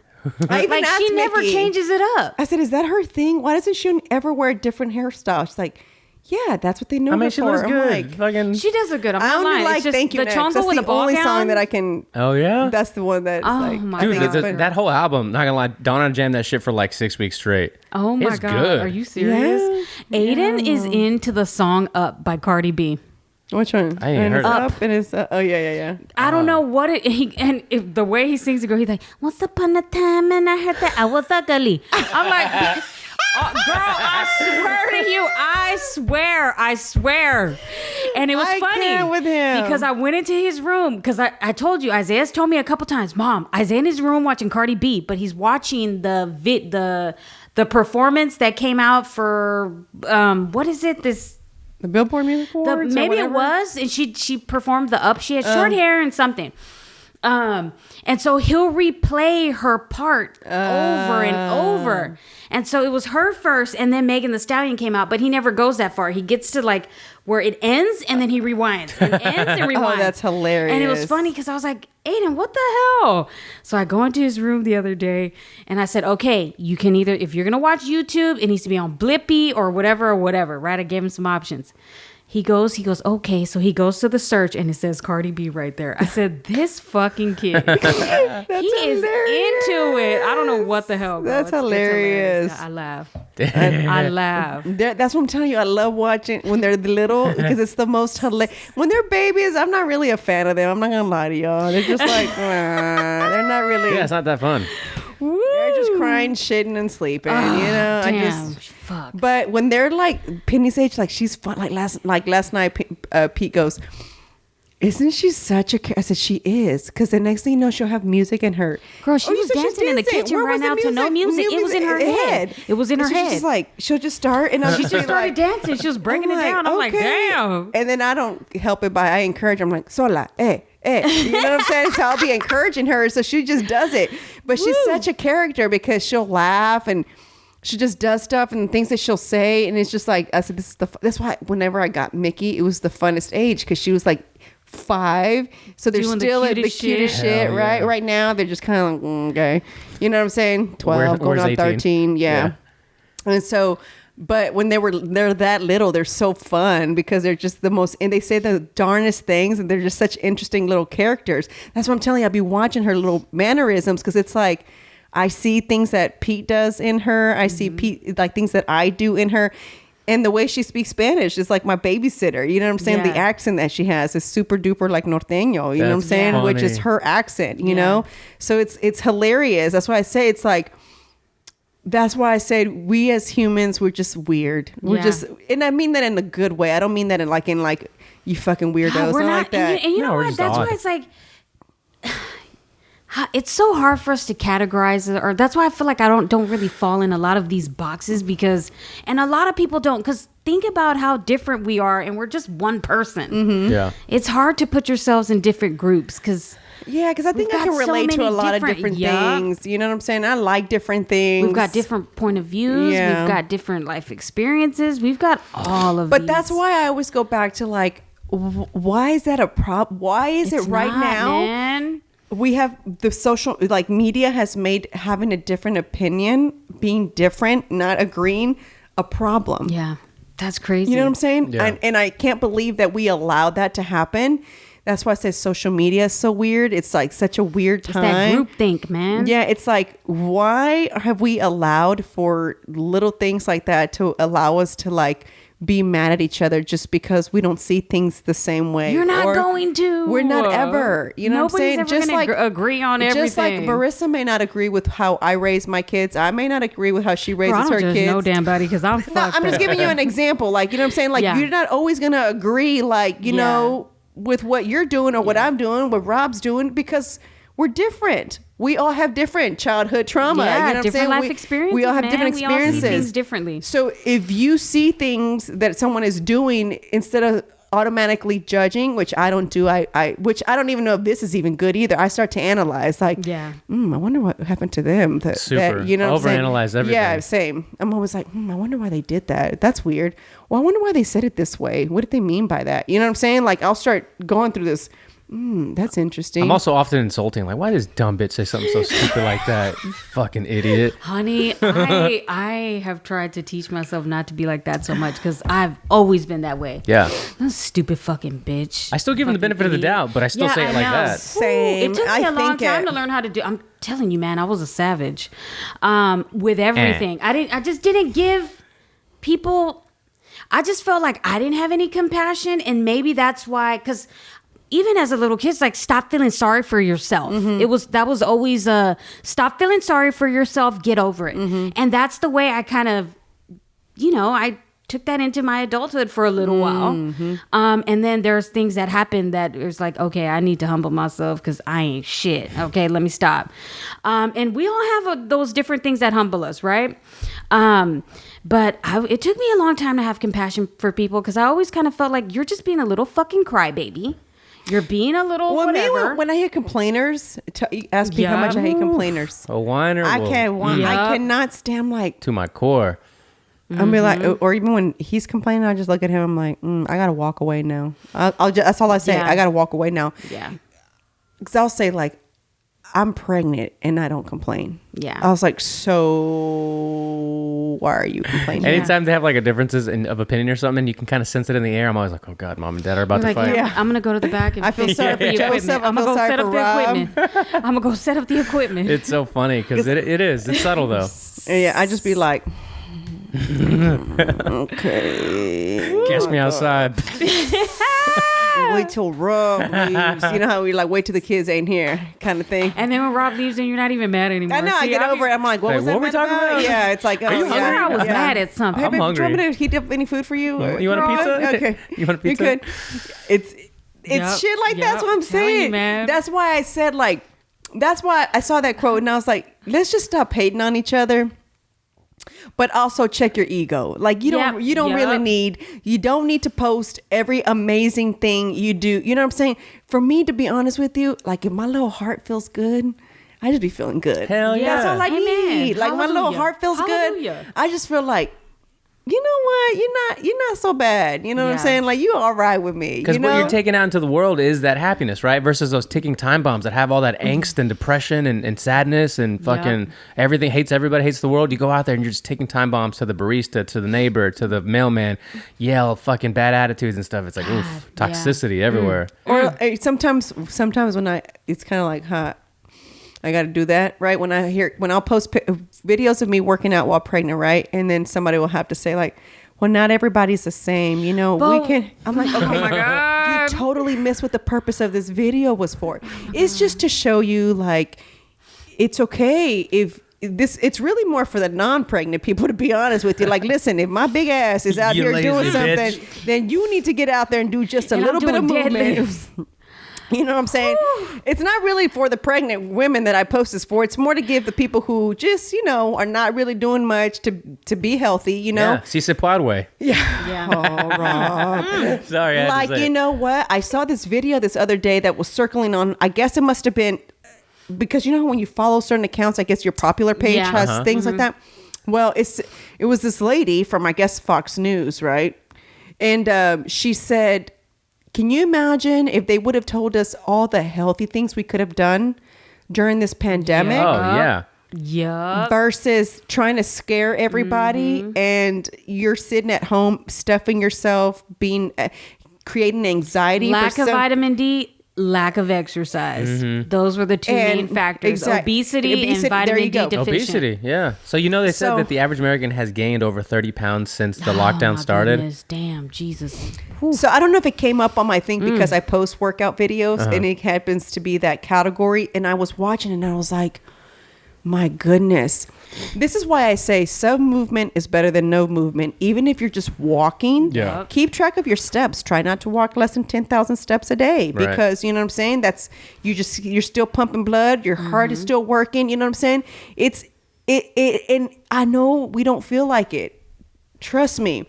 But if you usually don't feel like it because of what you're putting in your body. 99% of the time, you feel lethargic. lazy. Yeah, it makes you feel lethargic. That's like that day we went to when we did the show in New Braunfels. I was starving, right?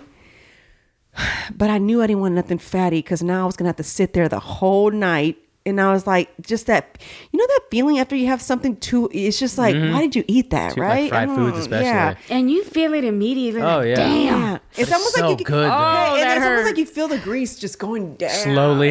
Yes, Yeah. that's how I feel like it's drip. I feel like somebody's dripping it like this. Ooh. Like syrup. Yes, that's exactly how I Ooh, feel. But those butter biscuits, Ooh, honey butter know. biscuit when from they get all Whataburger. over my lips. Nice. So what I try to do is like We're all having orgasms over Exactly, here about over food. good old fatty food.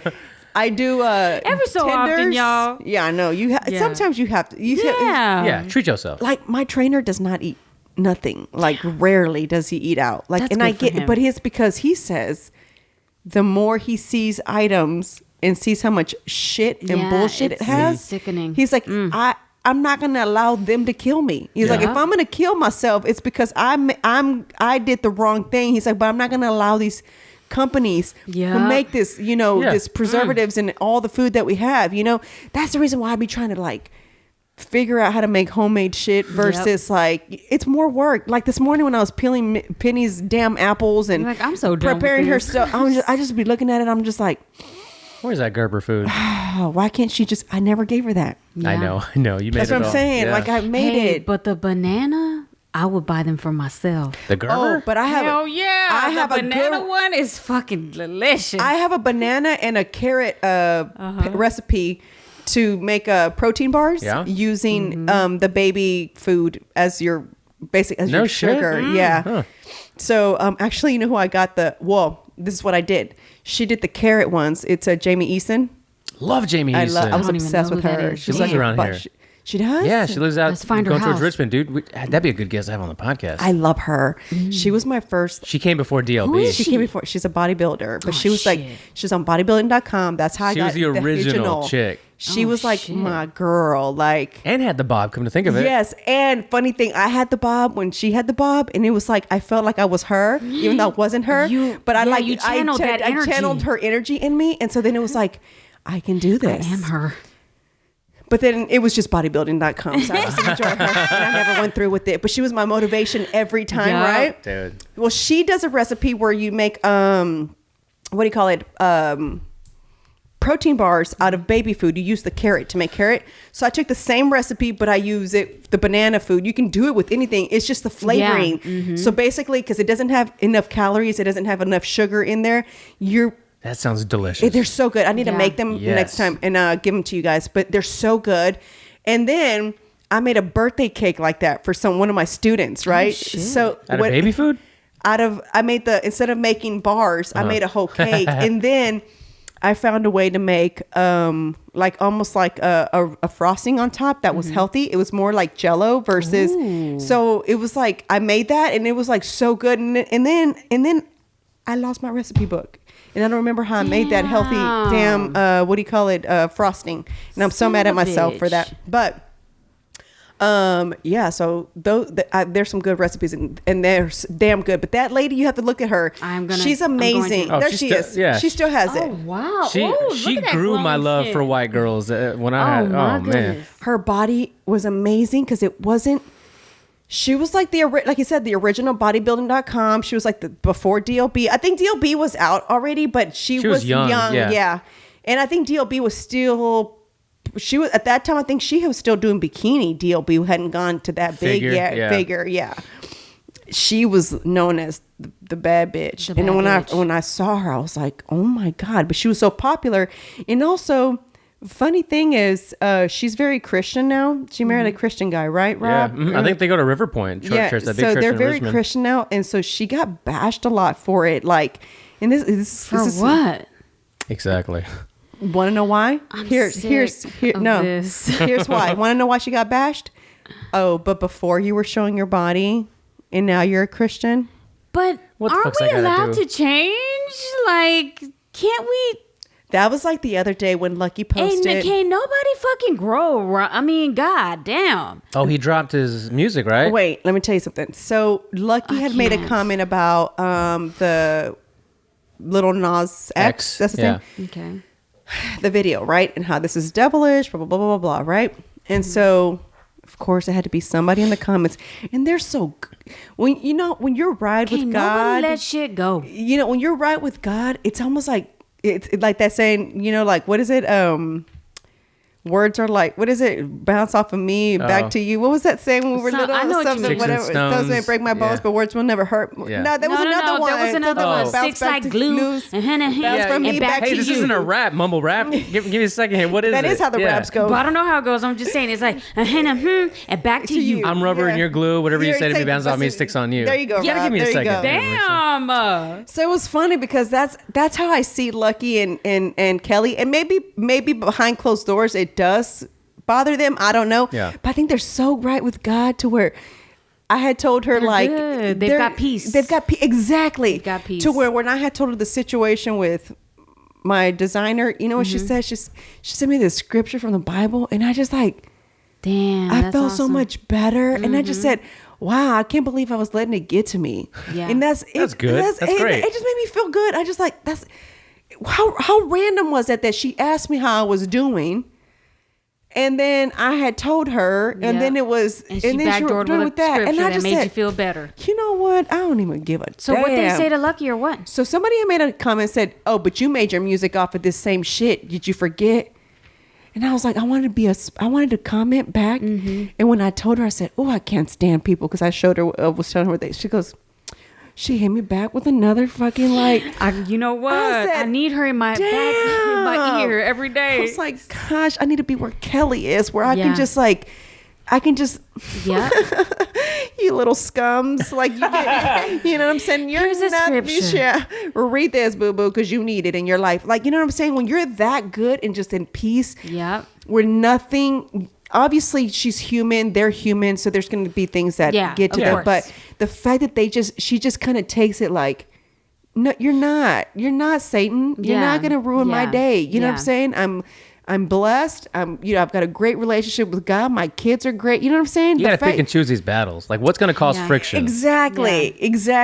But it's kind of too that same thing about like people just not allowing other people to evolve. Like sometimes we change, you know, the way I felt about things 10 years ago is not the way I feel about things now. Exactly. And I've probably said a lot of ignorant things back in the day. And now I look back and I'm like, damn, but I didn't live my life in public. Nobody sees those things. And so when someone is more public, people like to keep track of the things that you said or the things that you did. And it's like, maybe that's just not his life anymore. Maybe that was then. That's how I feel about my husband. It's like, was he not allowed to ever change his opinion? Yeah. Like, you know, it's some things. It's like, have you ever thought and sat back and said, wow, this is the guy who had a whole campaign that said they can't deport us all. He was selling shirts that said fuck Donald Trump. It doesn't mean that he was wrong in feeling the way that he felt at that time. Yeah. Correct. It's just that is the way he felt at that time. Exactly. And this is how he feels now. And it doesn't mean that the way he feels now is right. It just means that is how he feels now. Neither time is that we're saying it's you right. You have the right to just grow be you. and be who you can be you. I mean, at that time, he felt like, fuck Donald Trump. Yeah. You know, shit. I mean, we all have the right to feel the way that we feel. It doesn't, it's not good. It's not bad. It's okay. It's just. It's who you are. And if that's what I mean. It is. And that's what it is. That's God, why, Jesus. like, I just sometimes have to tell myself, I'm like, you just have to let these people, you know what I'm saying? Like, just let them vent, let them feel how they want to feel, and then you're just gonna. And they didn't deport us all, so it is what it is. Jesus, I mean, he was right. They can't. It's not mathematically possible. Speaking of that, you know how we always talk about how we have influence in a lot of these other countries. That's why shit be fucking up. It's. Did he tell you that you were watching that one about Guatemala? Yes. What'd y'all not share with me? Man, What? you watch that shit on Prime? What? Do you have Prime? So it's about Guatemala, man. They're cops. Because I'm really interested in the triangle now. Yeah, we were talking about that. This is kind of like what it's crazy. I need to know. So I think we know that MS-13 was one of those big gangs, right? Yeah. But what happened was those were deportees that brought the gang life to their country, and that's how they were influenced by who were Americans, right? American culture. Which was the gang life, which was in LA, right? In LA, and then they brought it over. And I was thinking about you because we were like, we're always trying to fuck up somebody else, right? Man. And so the cops, guys, they have to share a bulletproof vest. One vest. So the one with the vest goes in first. I've seen all the documentaries about the prisons in Guatemala and all that shit. You have to watch this one. Well, send it to me. What is it called? I forgot the name of it. Yeah, it's actually just called Guatemala. Oh, is it? I think it's just called Guatemala. So the one with the bulletproof vest walks in first. Oh, shit. Because he's the one that has it. And then they work 11 days straight. They're off 6 days. And then there's nobody patrolling the streets, bro. For 6 days. It's dangerous, man. That's why these people fucking... It's when you see that, you can understand. You understand. Why are you trying to get the fuck out of there? Huh? Why they're trying to get the fuck out of there? But at the same time... and it's a danger that normal people who have their little jobs and they're living their little lives, they don't ask for that. Exactly. And so you have the people who are like tired of paying these gangsters their tax money. I mean, like my babysitter is one of them that left. Yeah. She left for that reason. She's like, she goes, I was tired of paying them. Why do I have to pay them to run my own store? She's like... We left. She's like, I bounced. She owned a store. She owned 2 stores over there. That's how she was able to get her visa and come over here, right? Yeah. But she's like, I was tired. She goes, they'd pull up sometimes and be like, hey, you owe extra. She's like, but I already paid. Yeah, but you owe more. And so she'd be like, oh my God, I just paid you. I can't pay this anymore. You know what I'm saying? So you see a lot of the people there. They're just like, the butcher has like those... you talk through them like a jail because they're scared. So they have these fences. I'm sorry, what are they? Bars, but they're like the burglar bars. Basically, it's what they are, like this, and that's how they do business. All the little businesses, that's how they are, because they like are afraid. Damn. It was pretty bad to where I just took pictures. We watched something else. I was like, not that the QAnon thing was any better, but you know what I'm saying. That's what's come. What is it? Warren to the rescue. What's the other show you were talking about with the guy in the balls? Warren. Yeah. The ball. We started with balls hanging first. Yeah, though. we did. And that's how we got there. But then I went into, I think it's called, what is the QAnon one called again? Into the Storm on HBO, guys. Okay, gotta watch that shit one. is crazy, man. Like. So, but since I haven't watched it either, but Pete explained it to me, Chingo explained it to me, and I had this, after he explained it to me, I told him, look, from what I've read and I've seen, my assumption is, my calculation of what I think is happening is that it's actually all one big AI experiment, and AI is spitting out this information because you don't know who he, she, they are, right? Who is Q? What is Q? So I think because it's all online, 8chan, 4chan, the internet, social media, that something or someone is controlling this algorithm that's spitting out all of these stories that correlate with things that Trump say or that the right say, and now you have Q. And the same thing for the radical left and the things that are going on over here. It's like, what if it's all just one big AI experiment? Well, and you know what I always thought, because I got That's the kind of shit that scares me. The singularity. But that's the way I feel, because like even with my sociology degree, right? You're basically learning the structure, right? The whole structure of this country. And for something to be considered a science, what has to happen? There has to be experiments. And so I always just kind of think back and I'm like, if I studied the structure and you're able to see things way deeper than what things are given to you on TV and the news, how can anybody else like not see this? Like, okay, well, that doesn't make sense. Somebody has to actually do the work to understand it, and it's a lot of work. I mean, I've broken down the fucking Census Bureau, the census. It took me 4 fucking months, and you're putting all these pieces together, and then you're coming up with this, these answers to things that you thought were completely opposite. But for me, I always kind of step back and I always say, well, for it to be a science, there has to be experiments done, right? That's what I think this and that's virus was. But that too, but the whole thing, this whole thing, like it really is like this experiment. It's crazy. Because to me, this is an argument, the thing that I always tell Pete. Why haven't these scientists, right, or the CDC or whoever it is who's in charge of this stuff, right? Why haven't they tried to figure out why, if we had states that were locked completely down with the higher numbers, right? Then you had those that were opened and their numbers were in the 20s, pretty low. You don't want to fix the issue and maybe look at to see what happened here. What are the what is it called when you're doing an experiment? The other things, hypothesis and the factors and what are the factors basically? What are the variables? Thank you. That's the word I was looking. What are the variables? Why is it that this state that has been opened doesn't have as many numbers? Okay, so population could be one. Okay, I got that. Cool. So the population plus maybe they have more elderly, right? I'm speaking of Florida, for example.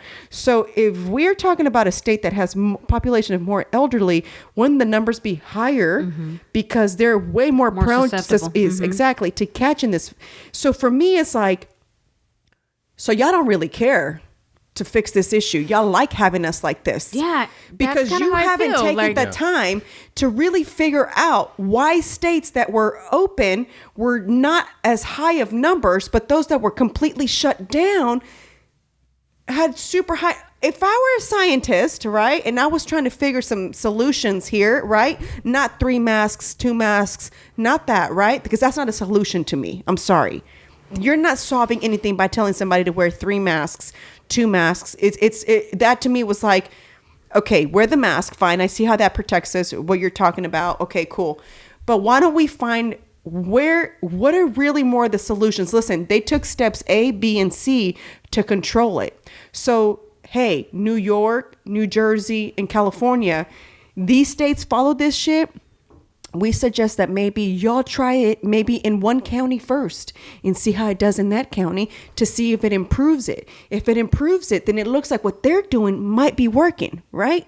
And then you start doing it in all the other states so that we can fix this issue and the economy can open back up. People can get back to work. We can stop having people who weren't homeless turning into homeless people, right? People who are waiting for checks, who still probably don't have jobs, who found jobs, right, but are now trying to catch up to bills, or people who still had jobs but they lost hours. Exactly. There's a lot of but even those people are now, if they did get more hours because we're 100% open here, they're probably having to pay catch up to whatever they had to do to put their mortgage on hold or whatever that was that they were doing. I thank God for being able not to have done that, right? So for me, because I see it from somebody who's thankful for not having to have done those things, I would have wanted to figure out solutions for Americans so that Americans stop suffering and they stop being in this situation. You know what I'm saying? To where there's so many things that one thing affects the other. I don't understand why no one sees that. It's cause and effect. You know what I'm saying? It's like, this fucks our economy. It's going to take forever for it to get back to where it used to be. Because I think the greater good of the people just doesn't matter anymore. It just doesn't. It just doesn't. I think that, again, like I said, both parties have been seized by corporate power. And it's not that capitalism is a bad thing. I think that it's a great thing, but it's that predatory capitalism where you start to find yourself in these murky waters, which is, the price of epinephrine going up and the price of diabetes. It's like, how many times can you raise these fucking prices? And then people can't afford them. How much more profit that's when you try to just squeeze profit out of absolutely everything is when you start to find a breakdown in our systems. And it always affects the worker and it always affects the people. And even in situations like this, where you feel like your government is going to come together to save the day, not because they have the power, but because we have funded this government, us, the people that work, and you expect them to throw you a lifeline because that's why I've been investing in you bitches every time y'all take taxes from me. And there's nothing. Well, it's like I've said and there's nothing. Yeah, we don't ever know. It's like I always get mad about the potholes and these ugly ass sidewalks that we have in this area that I live, yet there isn't a house in this area that's less than $400,000. So, dude, I was driving here like, God damn, I hate Alabama. That road is so why? If not a house here is less, even the crack houses, okay, on the other side. If not a house here goes for less than $400, why are the sidewalks fucked up? That's all I want to know. Yeah. And you know what Why they're are the going to say? streets fucked up? They're going to say that they're going to have to raise our taxes. Okay, That's what they're going to say. because my taxes just went up. You ain't got to raise our taxes, bitch. There's enough already. My What do taxes you already mean? went up. So where are my sidewalks? Well, we're going to have to raise the taxes if you want that. If you want this, we're going to have to raise the taxes. No, you're going to have to stop paying, getting big bonuses and buying your fucking vacation homes and paying for your side bitches to have plastic surgery. That's what the fuck is going to happen. Exactly. We're going to have to take the money away from that and actually put it what it's for. But nobody, like we've talked about this before. Everybody's too busy living life, right? We don't have time to go to these town hall meetings to ask, can you give us a budget breakdown of where all our taxes are going for this school district right now? Why isn't there enough pay? Why are the teachers not getting enough pay? You know what I'm saying? Why is there 30 kids to a classroom? You see what I'm saying? Yeah. Why are they eating this garbage ass fucking food? You know what I'm saying? Because it's why not are they a priority. Why are they eating horse in their meat? That's all I want to know, right? Because they get the school lunches are made from leftover shit. Because they are allowed to maximize profit while everybody else suffers. That's why you can't miss school. You can't even have a fucking hamburger that's made out of real fucking meat. That costs too much money and it takes too much fucking time. Hey, did you know that What time is it, Boo? It's 2:17. We've been on for Okay. an hour All 45. What time we got to go? No, we'll cut No, it. we still have a little bit of time. Okay, well, maybe this will be the last thing. Did you know that in Stafford, there's no property tax? What? Stafford, Texas is the only city in all of Texas where there's no property tax. They are run off of And city moving to tax. Stafford. Bruh. When? Since How is that 1995. How have they allowed that? They're supported by sales tax. Business sales tax. Yeah. I mean, we could do the same thing, man.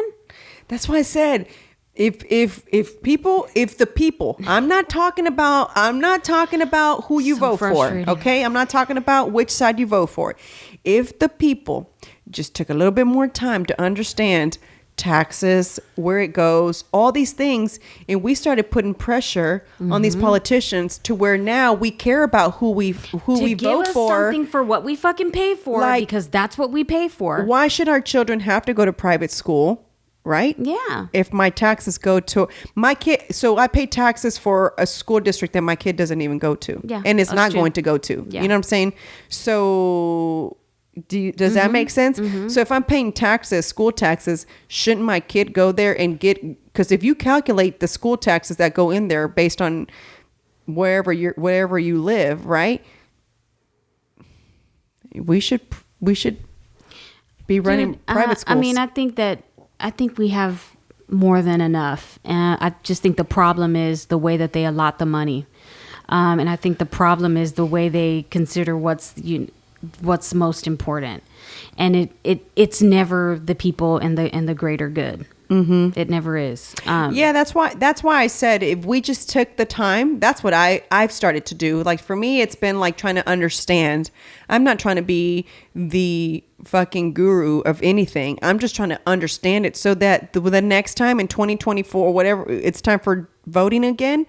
Oh, wait, what are you running for again? Yeah, boo-boo, you didn't do a damn thing this time around. Yeah. You know what I'm saying? So, Yeah. no, I'm not voting for you. Let me go Yeah. find someone, and I'm going to look up who's running for my district this Yeah. time around. You Yeah, know what I'm saying? local And local, especially Yeah. local. And Dan Crenshaw said yesterday, actually, he's like, you know how many people complain about school boards, right? He goes, you know how many people vote He goes, for- you know how yeah. many people attend school board meetings? Yeah. He's like, no, 3%. Yeah. Meanwhile, the other 97%, which is us included, complain about what we're talking about. That's what I mean. That's why I said no one has time to do it because we're too busy living life. Kids, school, The whatever rat it race. is. You know what I'm saying? So it's exactly, it's a rat race. So that's what I'm saying. It takes time. No one wants to do it because it's honestly boring as fuck. Yeah. And secondly, the verbiage. Like I told you the other day when I was trying to understand these immigration bills, I was like, huh? I was Googling every other word. Like I was like, you don't even make it easy for the normal citizen just to understand what you're doing to control language. like the Yeah. language, Yeah. you know? Yeah. So and I think we need to kind of take a harder look to at the voting age. I think maybe 21 is more appropriate, but not even that, because you do have like 42-year-olds and 50-year-olds who vote for people just because they're a Democrat or just because they're a Republican. Or even like my cousin, they even call him POTUS because he looks like Barack Obama. That's and hilarious. The military one. And my grandma was like, "Oh, mijo, well, I voted for Obama because he looks like you." Damn. But this is really why people vote for certain people, you know, because they look a certain way and so it's like, even with age, that's kind of funny. But I think the most important is to really just give people the information that they need so that they can make an informed decision, because I don't think that we have enough information. But people are, I don't know that even if we did have it, people are going to take the time to even read it, because like I said, Marissa, you have single parents, you have parents who are too busy working. That's why you got to get the youngins. You got to get the ones growing Here's up. the thing. And that's why I have an issue with people trying to make this whole issue, saying that they're making it harder in Georgia and where else, where these voter... It started there, but yeah. Okay, you know why I think that's so silly? You know why I think it's so silly? The fact that you don't... voter ID, showing ID? Showing ID. Yeah, I mean, you need ID. Okay. Of course you do. But the problem with the ID too has been, and I mean, only if you've kept up with this for a long time, is that a lot of times they'll reject you because the signature doesn't match the signature on the ID doesn't match, or the address is wrong, or whatever it is. But so it gets a little complicated. But yes, everybody should have ID. I think that. But I don't think they're making it harder. Requiring an ID, you have to have an ID to drive. No. I get that. You have to have an ID to Mm-hmm. buy. You know what I'm saying? And what was an argument? But it's was just like, that people like to get a little bit technical sometimes. Those people work in the booth. Yeah, because this doesn't match, you know, and then that's when you start to find yourself. That's silly. Now that has to do with the worker. I don't think it has to do anything with. Yep. I don't see there being a problem with. It's not a policy issue. And it's then just a person issue. wait, and then they wanted to change the voting age to 16. In some states, it's already 16, isn't it? Or at least These it's presented. motherfuckers just started driving. Girl, Ask me what I was doing at I think 16. 21 is a good age, because I think even, I mean, Why is booze 21 but voting isn't? I agree. That's how I see it. I think 21. Some of the arguments was, one of the arguments that I saw was, oh, but you can buy a gun. If you buy a legit gun, guys, you go through an FBI That was Shannon background Sharp's check. dumbass. You know, and it was like, but you can buy a gun without an ID. Yeah, you do need an ID. If you're not buying it from your Talking homie, about Skip and Shannon? Yeah, I love Shannon and Skip. What? Fuck Oh that my shit. God, I love hate them. Skip Bayless and Oh Shannon. my God, I love them. You didn't see Never Shannon watch him. Sharp's rant on... Oh, I'll send it to you. yeah, Oh, you're not going to be shit. happy with him about trying to get rid of these Why? guns. Bruh. Oh, he's trying to get rid of guns? He said it's so much easier to get a gun than it is to vote. He's spreading that rhetoric. Well, and what this is what I will say, because Say it. I've watched this for a long time, is that, and I've experienced it, but I started to change where I voted, and I started to vote early, so I didn't have to go to this particular place that didn't have enough employees and enough voting, enough booths to vote. But you do find that in the lower income communities, it is a little bit tougher to vote because there's only one designated place, and the lines are long as fuck. And it's enough to make someone say, fuck this, I'm turning around. And so, but and that's why I've even had to early vote in different sides of town. See, I read that legislation though. They're actually opening more areas where you can vote. And that's what I'm saying is like, that is a good thing. So there are things that do benefit the worker. In the fact that they've extended it to weekend voting, I think Sundays, that's important too, because when you do have someone who's working every day, their boss won't let them leave to vote. So there are some things that are beneficial. And then, of course, the handing out water. I mean, that's kind of everywhere. You can't really give people gifts within a certain distance. But again, when you are in a more impoverished area and there's one voting facility, those lines are longer. They're triple the size. And so those are issues that need to be dealt with. But if they are trying to find... Back in the 80s, schools were used to go vote. Yeah. So I remember my elementary school, we had people, we couldn't use the gym during voting and because it was packed with... Oh, I think you're right. Yeah. So it was that. like, and I mean, I grew up in a low income area. Yeah. So you know what I'm saying? So it was always accessible. I think things have just changed. And like I said, it's funny because when I think about things from the 80s and growing up and I think about them now, I was like, it's so crazy to me how these issues that are happening now weren't really discussed back then, and I try to see why, and I want to see what's going on, and that's the kind of research that I'm the rabbit hole I'm down. It's like, because you had the big three, ABC, NBC, CBS kind of thing, and that's it. That's where all the info came and they from. never they never talked, and they never like kind of like shitted on presidents. They were really trying to be news reporters and really trying to get the answers. That was back in the day. Back in the days, they were really. It wasn't real ever credibility. real credibility. It was like, oh shit, yeah, we finna watch this shit. Meanwhile, now you got 60 Minutes. I couldn't believe 60 Straight up Minutes did lying. that. It's a trip. I was Straight up very lying. disappointed. So yeah, 60 Minutes was supposed to be one of those. It's one of those trusted one for of me. those neutral, For me, where they're just giving you yes. the news. They you know? doctored the shit out of that video. I couldn't believe it until you sent me that the Hill version of it, and I was like, Yeah. what? They Because even took the out- Hill was like, sorry guys, that's bullshit. and I they're was- doubling down on it too. They're standing Yeah, by what that's they sad. published. I couldn't believe that. And that's why I say it's scary times. That's why you don't worry about what side you're on. Like, worry about what shit is real. It's just a matter of time before legacy media is completely just worthless to people. I Yeah. think. That's how I feel about it right now. Like, Yeah. I feel like it's worthless. That's why I said, that's why my I research. just watch local news because I feel like they just tell you what's going on and that's it. I don't think The other day they attacked Governor Abbott, and Who did? What channel? It was. It wasn't Dominique, was it? She's so hot. It's the channel she's on, though. Oh, I think fuck. it was her. It's the guy. He looks like a cartoon character for me. He's really tall, pointy nose, and glasses. Damn, I don't know He his does name, like but- these segments. Ted Oberg? I don't know. He does Maybe these not. segments sometimes about different things going on. And I guess it was when he did the mandate, or he changed. He lifted the mask mandate? Nah, I don't know which one it was. Where they were like, "But you didn't consult anybody. Who did you consult with?" And so he was like trying to call him out. And so they had this whole conversation about it. And I'm like, what the fuck do you care, sir? You've had a job this whole Yeah. time. But you know what? For the most True. part, the local news, all of them Yeah. have been pretty good at just saying, well, this is what happened, and Yeah. they move on to the next thing. Yeah. This is what happened, and they move on to the next thing. So that, but Yeah, they haven't really. But if you remember back then, it was like it wasn't as much fake news as it happens. Oh, yeah. Now you have to be They so were really careful. literally just reporting on what was going Yes. on. Yeah. Like, It was insane. It's insane now how Yeah. like it's scary. It's scary to me. It really is. It's really scary times. Like, and it may sound like to some that are listening like I'm exaggerating, but maybe it's because you haven't gone down the rabbit holes that I've gone down. You know what I'm Or saying? Marissa's gone down. Or Marissa. Yeah, you know Those what I'm are saying? deep rabbit holes.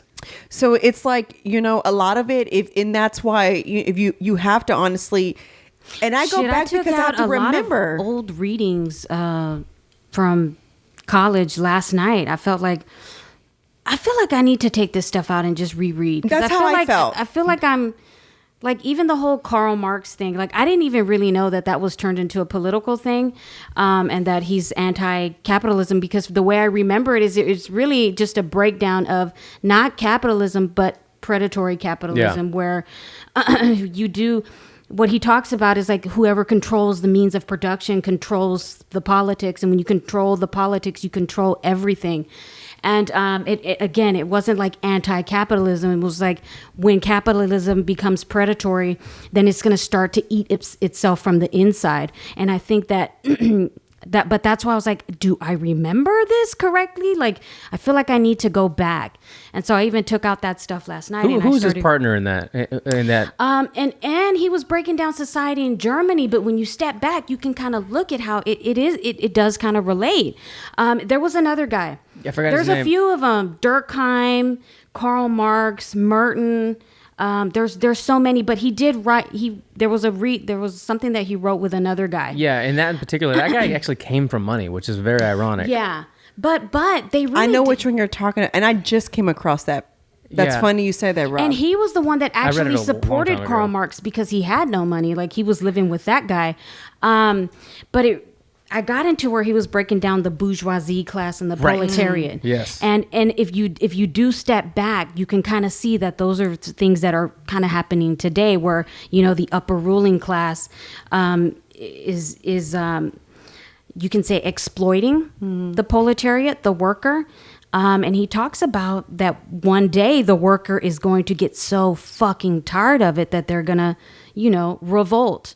So that's kind of where I am. Like, I started at the very beginning. It's important to kind of refresh yourself, but not only just take what people's talking points and run with them because they share the same political identification that you do. And it's important for you to go back and read it for yourself. And that's one thing that I've always had to do, even when it came to reading the Bible, bitch. I said, Genesis. I just know, not Genesis. I started in Matthew because I don't give a fuck about ripping my eye out. Because sometimes you just got to read it for yourself and see, well, maybe, am I tripping? Sometimes. And that's kind of what we have to do. We have to do the work for ourselves. And that's why I said I've been going back a little bit, and I just kind of been marinating, thinking about, because I didn't care back then. I'll just be honest with you guys. I just voted whatever. Okay, this is kind of how I feel. The first time when I voted for Obama is just because I thought he had great speaking presence. You know what I'm saying? I mean, the way he spoke. That's why a lot of people voted. And I was just like, wow, like he really got me. And then America. The second time around, I was like, mm-mm. But I don't think he's ever... I think maybe when he was running the first time, we kind of bought into the change, right? For me, at least. Yeah. When if you backtrack, he was very Republican, very conservative. They voted together bipartisanly on a lot of things, and immigration. Oh, honey, he was the most Republican of them all. You could get him debating himself on clips from then and now. Yeah, he's fucking retarded. It's crazy. But a lot of people don't know that. But nobody don't exactly. A lot of people, and he is.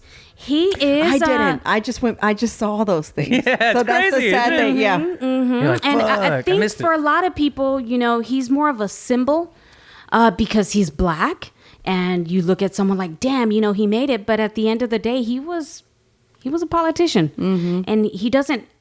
I mean, I guess now that he's got this book and this autobiography and people are really looking podcast at it. He's got a podcast? Yeah, with Bruce Springsteen. I would never listen to it. Yeah, with Bruce Springsteen. It's called American Rebels. Oh, my God. Bro, get out of here. Spotify, stop advertising it to me. But he's... I couldn't finish Michelle Obama's book anymore. You bought that? I bought it. I really did.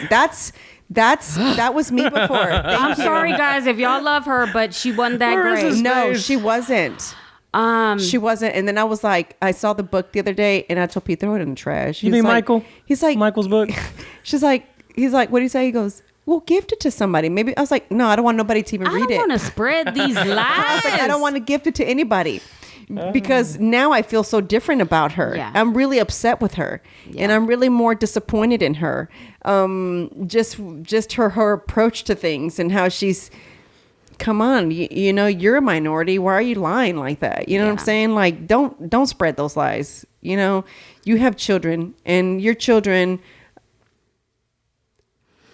get to live a great life. Mm-hmm. You know what I'm saying? So you lived a very different life, maybe as a child that your daughter didn't, right? So because of those reasons, maybe you should not be promoting a lot of the things that you promote, because it's really not you. I don't know really who you are, to be honest with you, because if you go based on her book, the person who she is today, it's not the same person. And I only read the first 5 chapters because it was after the 5 chapters where she started showing her colors on social media. And so then for me, I was like, bitch, no longer can I read this book. I'm done. Yeah. And I just feel like they're all in cahoots. Right? Even the way the Obamas and the Bushes, and they're all on the same team, man. And that's why y'all got to stop.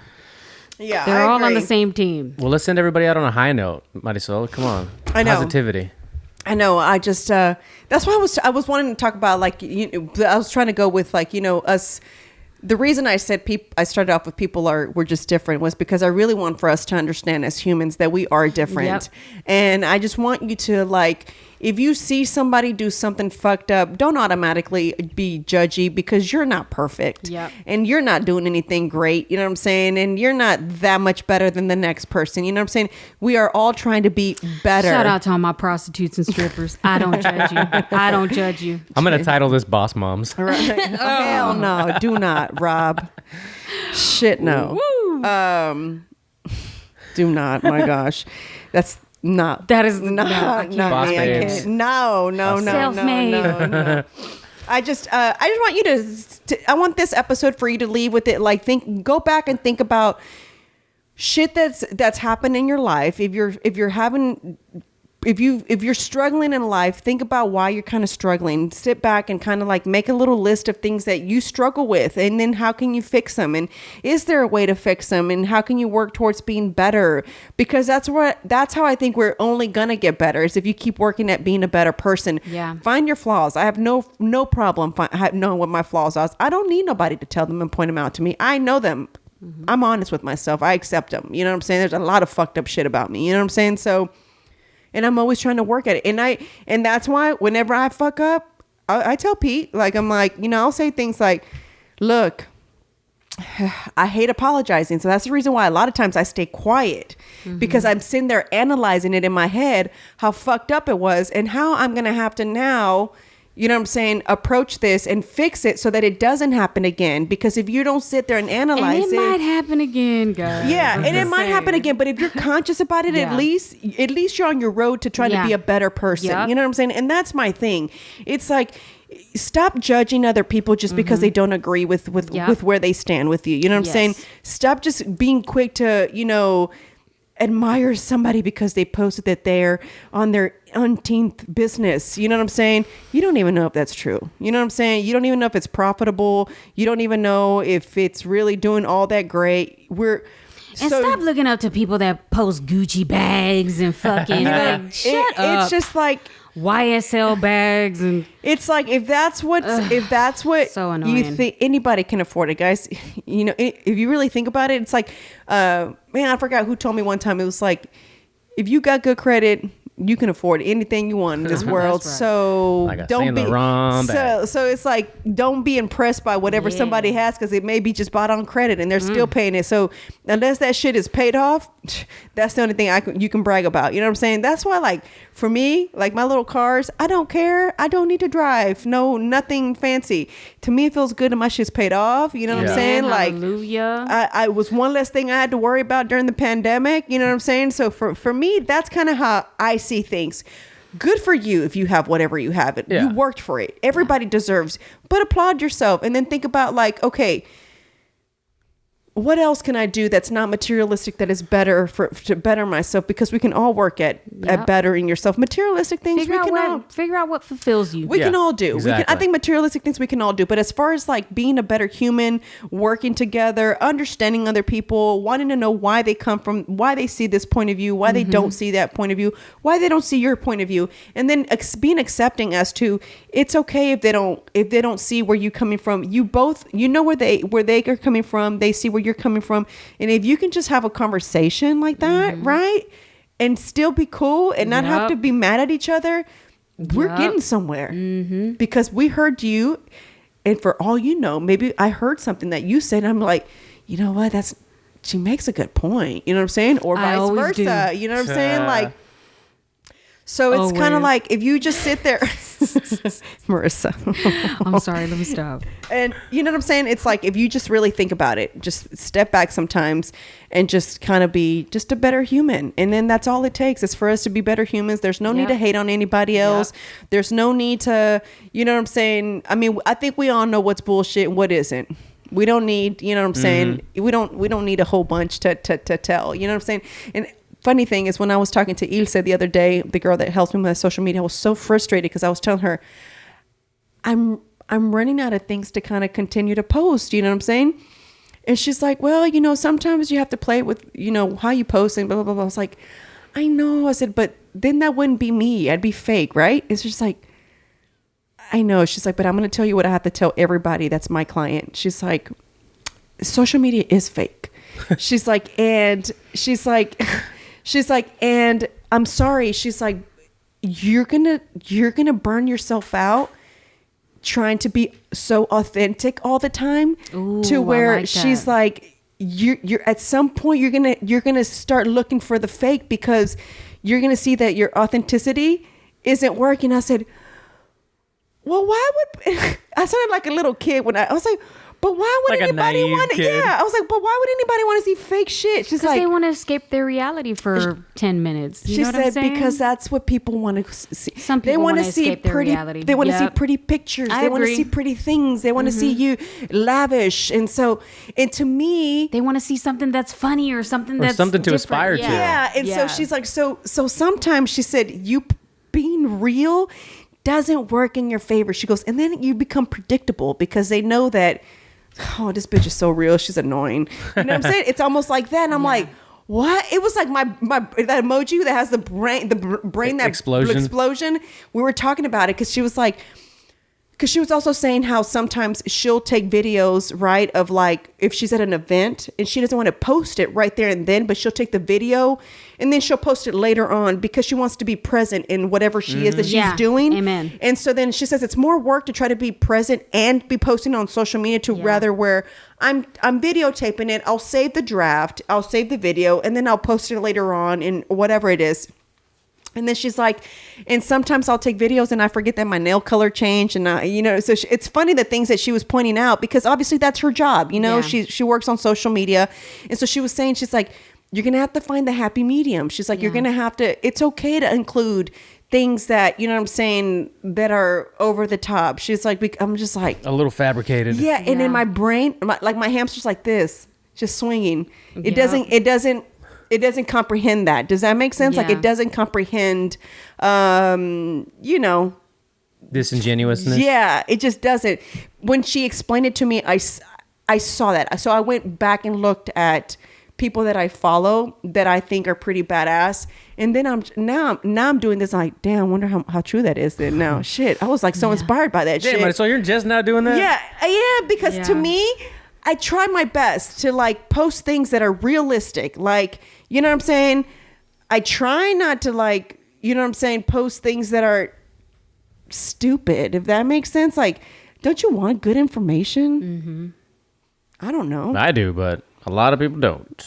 It's kind of how I feel. Like I always tell Marissa, like, don't just post your juice. Tell us about your juice. You know what I'm saying? Because people need to know how good these juices are. You know what I'm saying? Like understand the benefits of every little ingredient that you put in there. Like the alkaline water. Like I bet you a lot of people don't use that in their juices, and she does. You know what I'm saying? In our coffee. Hey. There you go. You see what I'm saying? And tell them the benefits of that. You know why it's great. You know, it's like. So for me, that's how I see things. You know what I'm saying? I want to know and I like to be informed and so forth. So for me, like yesterday was National Walking Day. You know what I'm saying? I can't emphasize enough how just walking is great for your body. You know what I'm saying? Just movement in general is great for your body. So I told Pete, I said, I know I'm about to post things that are stupid to read. People are like, ain't nobody going to read those 5 bullet points, but I'm going to go ahead and post them. And I know you're doing the bullet points now? It's just 4 of them. I know. Oh, okay. It's just 4. And I just said, I just want you to know 4 facts about why walking benefits you. And I said, and I'm not wearing no makeup, so I get it. So I said, I'm gonna put on my shades because I don't feel like going to put on makeup just to go for a walk. I need a picture of going for a walk. Yeah. You know what I'm saying? Like, I'm gonna have to go put on so makeup. Was that to do a little that? fake walk, or y'all took a No, real walk? we do be walking. No, They went to the mailbox and back. You know, we do be. I take Penny to go ride her bike to her get exercise. You know what I'm saying? Really, it's both of us, but you know what I'm saying. She thinks that she's getting ejercicio. Ejercicio. So you know what I'm saying. I'll be letting her think she's exercising too. You know, even though I got to push her bike sometimes because she just like no puede. I'm like, use your legs. Exactly. I'm just like, use your legs, girl. So it's like little things like that, and I just think about those things, and I'm like, well, let me see how I can be fake now. I guess I don't really know because I don't really know how else to be fake. Like, I'm really just showing you what I do in my life. Yeah. That's really what I'm doing. It's like I'm trying to show you what I do in life, things that help me out, things that I like to do, pictures of my family of activities. You know what I'm saying? I legit am giving you a glimpse of not everything, you know what I'm saying? But like, you know what I'm saying? Yeah, not date night or anything. Yeah, but I don't post it. Or like my sister posted a thing where I sent her flowers for her last chemo session, right? Mm-hmm. And so she posted it on her story. I just reposted it and told, was excited for her, right? Yeah. And some of the DMs were like, wow, how come you've never talked about your sister having cancer? Because that's something a little bit private. Yeah. And you know what I'm saying? maybe my sister doesn't want me to talk about it. You know what I'm saying? Maybe she doesn't want everybody to be all up in her Kool-Aid. You know what I'm saying? Like, her account is private for a reason. You know what I'm saying? Yep. The people that follow her are only people that she knows because she wants it that way, you know? So I also respect my sister. However, I do want to talk about the type of cancer that she had because it's very rare. But I feel like once she's completely finished with everything, then I want to talk about it. Yeah. You know Makes what I'm sense. saying? Yeah. Because she's not completely done. And Yeah. so I feel like once she's done with her journey, I'd love for her to come on. Yeah. And if she's okay with talking about it, if she's not okay with talking about it, then we're not going to talk about it. Yeah. And that's what I mean about you don't have to have your entire life on social media, but you also ain't got to post everything. You know what I'm saying? Like, so it's like a battle between being real, authentic, like she says, and it's a battle of fabricating, like you say. So she's like, you just have to add a little bit of everything. And I'm just like, okay, well, We're going to do this. That's let's the do mission. this. That's the mission because if your social media doesn't grow, I mean, right now that is advertising for my businesses. Yeah. Yeah. And I channel it through my main account because my other accounts are not as big as my personal account. So I have to channel my businesses. And so she was saying like, put stuff of like the struggles that you go through. She goes like, this conversation that we're having right now is conversations that people don't see. We sat there after my photo shoot and legit talked for a hot minute. Like I vented to her and I said, this is getting overwhelming. Yeah.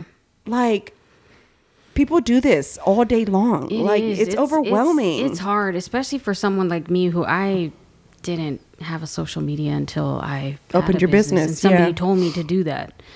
Because at first it was just I had a Facebook, but I wasn't really active. It wasn't until I started to like make soaps and do all that stuff that I was posting it. But it's hard. Mm-hmm.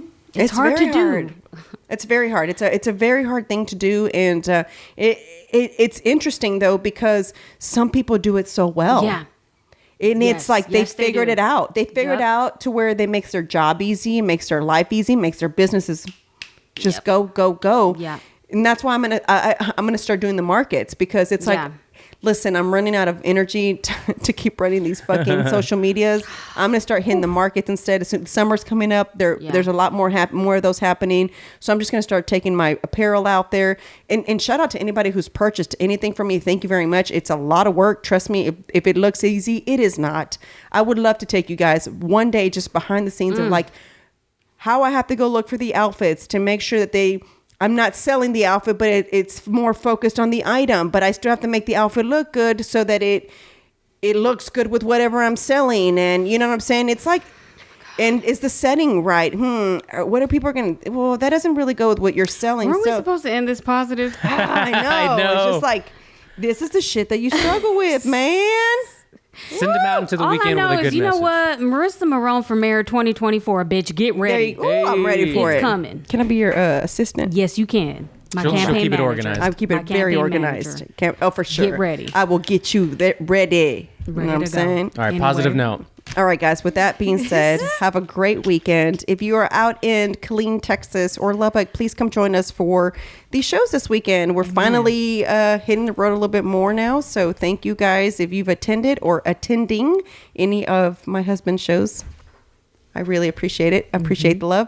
And thank you guys for listening, for continuing to listen, even if you don't agree with what Marissa and I say at times, right? But you still continue to listen Has and spread anybody the word. cursed me yet? Nope. Nobody's has said. But rate, review, and subscribe if you haven't yet. Guys. Yes, please do. On Yeah, because iTunes. that's the only way Hallelujah. we're going to grow and tell others about it. And for all those who send great messages, I really appreciate them. They're encouraging, makes me feel like I'm not wasting my time on social media. So thank you for that. Amen. And guys, just work on being better humans Nice. All day, every day. every day. Have a good one.